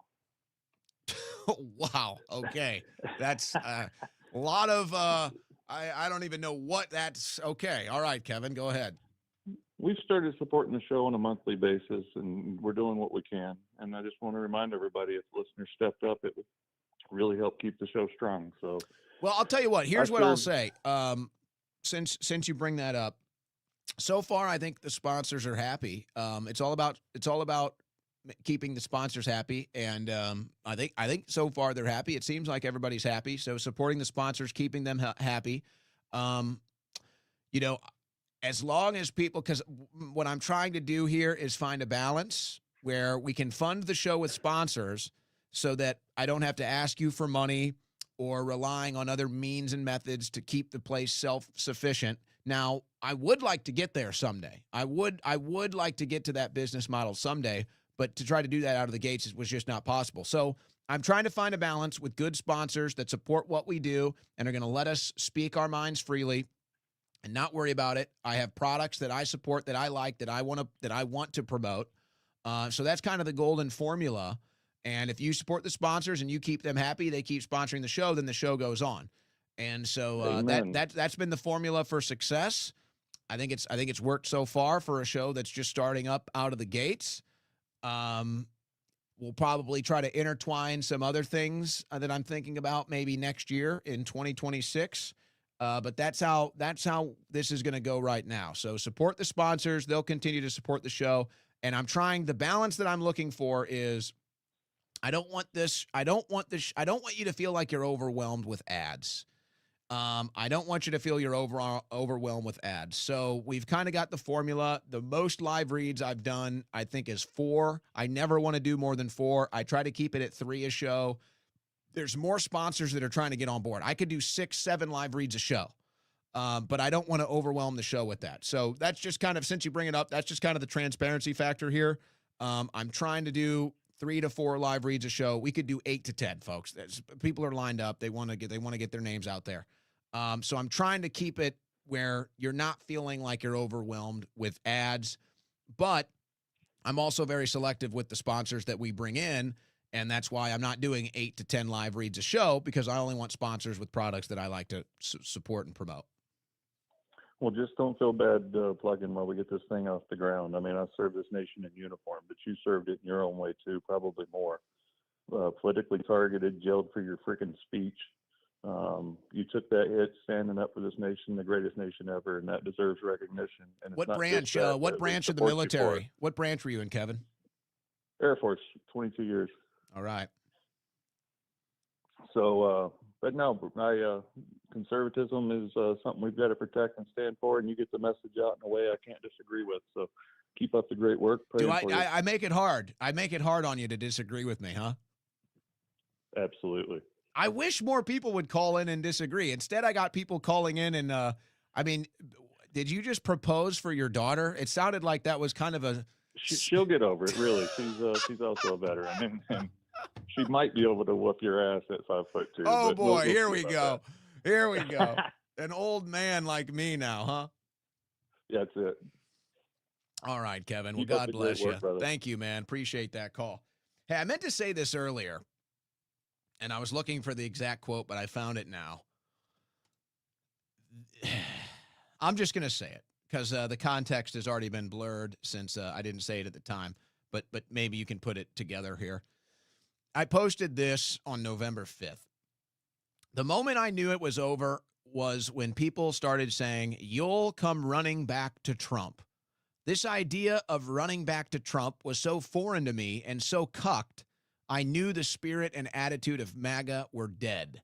The zombies had moved in and occupied zombie land now. Well, I think that speaks for itself. But to just kind of further the understanding here, folks, like the minute when people started saying that, I had a single criticism of Trump. Like, not even, it's just like a single criticism. You're going to come running back. You need Trump. And I'm just saying, I'm like, oh my gosh, these are the zombies. These are the dependents. This isn't the independent patriot movement it once was. This isn't the independent mind, free-thinking mind, damn political correctness mind that MAGA used to be. This is the zombie land cuck mind. This is the cult mind. Running back to Trump, need Trump. Who are you talking to? Who are you? So when I saw that attitude starting to permeate MAGA, I knew we were in trouble. I knew it was something bad had happened. All right, next, something bad. Something bad had happened. All right, next caller, what's your name, where you're from? Hey, how you doing? My name's Terry. How you doing? All right, Terry. Troyan. How's it going? All right, Terry, what's on your mind? Well, I don't like this all for Israel shit. Not at all. Yeah, well, you're not alone. You're in the vast majority of Americans. The problem is the propaganda apparatus is all pro-Israel, and so that's why it overwhelms your system. They spend the most money of any foreign lobby in politics. They have their influencers all over the media, and so it overwhelms you. But most Americans are sick of it. Most Americans are sick of it. Yeah. Anyways, just wanted to call in and tell you you're doing a damn good job. You take her easy now. All right. Thank you for the call. Appreciate that. Really nice callers today. Really nice. We've had some nice callers. We've had some interesting proposals come across the phone lines. That's fun stuff. Fun stuff on a Tuesday afternoon, huh? An early Tuesday evening. All right, next caller, probably the last one of the show. What's your name? Where are you from?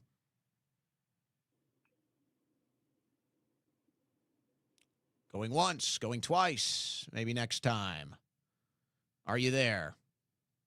Hey, can you hear me? All right, we got you. What's your name? Where you're from? Jacob in New York. How you doing? All right, Jacob, go ahead. I'm good. Wanted to see where you thought the GOP goes from here, and if you think there's any way to the America First movement. And I also wanted to ask if there's any trouble with you meeting with Nick, being that he's so close to Alex. What do you mean? I know that he, frequents Alex's show. I don't know if that caused any rip. I would love to see you guys collaborate more. No, I don't have. No, there's no issues with Nick. Okay. Yeah, I mean, I don't know. I could probably reach out. We could probably collaborate. I mean, that would be awesome. You two align, pretty much politically everywhere. And then as far as the GOP, do you think, Thomas Massie said that he was the only Republican man to vote yes on that? Doesn't that say, how can any good faith Christian sit there and defend what happened today? Well, what do you mean? As far as like the Republicans refusing to side with Massie on the Epstein vote. Well, eventually he won. I mean, Massie won today, so Massie got his victory today. He was right. Here, as far as the GOP, right now where it stands, the GOP is cooked. They're cooked in the midterms, and the administration has decided it's going to prioritize unpopular foreign policy and gaslight the American people on the economy. So that's going to lead to a crushing defeat in the midterms if we continue on this pace. Now, what's going to end up happening after that is that the Republicans are going to have to kind of realign in this new bifurcated right wing. And if the Democrats find a massive success story in running against the bad foreign policy, which I anticipate they are going to do now, then that's going to eventually cross over the party lines and become the major tipping point for the 2028 primaries. And if the foreign policy issue, which is mostly going to be Israel-centric, I think we all kind of see that now. Right. If the person that wins in the primary is not in bed and all in for Israel and prioritizing Israel in 2028, then I think that's it. I think Israel will have to move on and find another nation to pay for their military and pay for everything else that they do and support them. Because I think that'll be their last round. $20 billion up front. Exactly. Yeah. And that's why they're spending all this money. That's why they're spending all the money on the social media, digital influencers. That's why they're spending all the money on politicians to try to buy up everybody because they want to secure that deal. Do you think that the Democrats have no problem with releasing this information because all the names that are being released are old Democrats and now they can side with the new base, which is like the AOC, the Mamdani, all that crowd? Yeah, I think that's a fair estimation, but I don't think they really know. They're just so much younger as a base than the Republicans, like it's almost impossible for anybody to be implicated from their side at this point. Time will only tell on that, brother. I don't know. Yes, sir. I don't think they really know. I think the whole thing is a political stunt, a political football. Some people might know. Some people might have an idea or some knowledge of what's in there. And maybe it's all a charade, and if we ever finally get anything, it'll be a nothing. But we're still in that process. I don't know. The feeling I get right now is that they're going to do everything to just make it a nothing burger. That's the feeling that I get right now. All right, before we sign off, folks, I was reviewing the storefront at owenschroyer.store, and we're going to be taking some products down tonight. We're going to kind of take some products down tonight. There's some stuff up there I just don't want up there anymore, but they'll probably remain maybe for another day or so. And then you'll probably see the storefront for what it's going to be until next year. And at that point, we're just going to have a completely new storefront. But everything is up there right now. But I anticipate after tonight that that could change. So be on the lookout for some updates there at owenschroyer.store. But the merch I wear on air, most, if not all of it, that is where you can find it at owenschroyer.store. Like this polo, the official Owen Report polo. This will be gone next year. So if you like it, buy it while it's still at the site, owenschroyer.store. All right. That does it for a Tuesday broadcast. God bless. Godspeed. We take a 21-hour break. We'll do it again, same time, same channel. I've got an Ask the Doctor episode tomorrow. Ask the Doctor episode tomorrow. I'll be publishing that information on my X so that you can tune in tomorrow as well. God bless. Godspeed. We'll see you tomorrow.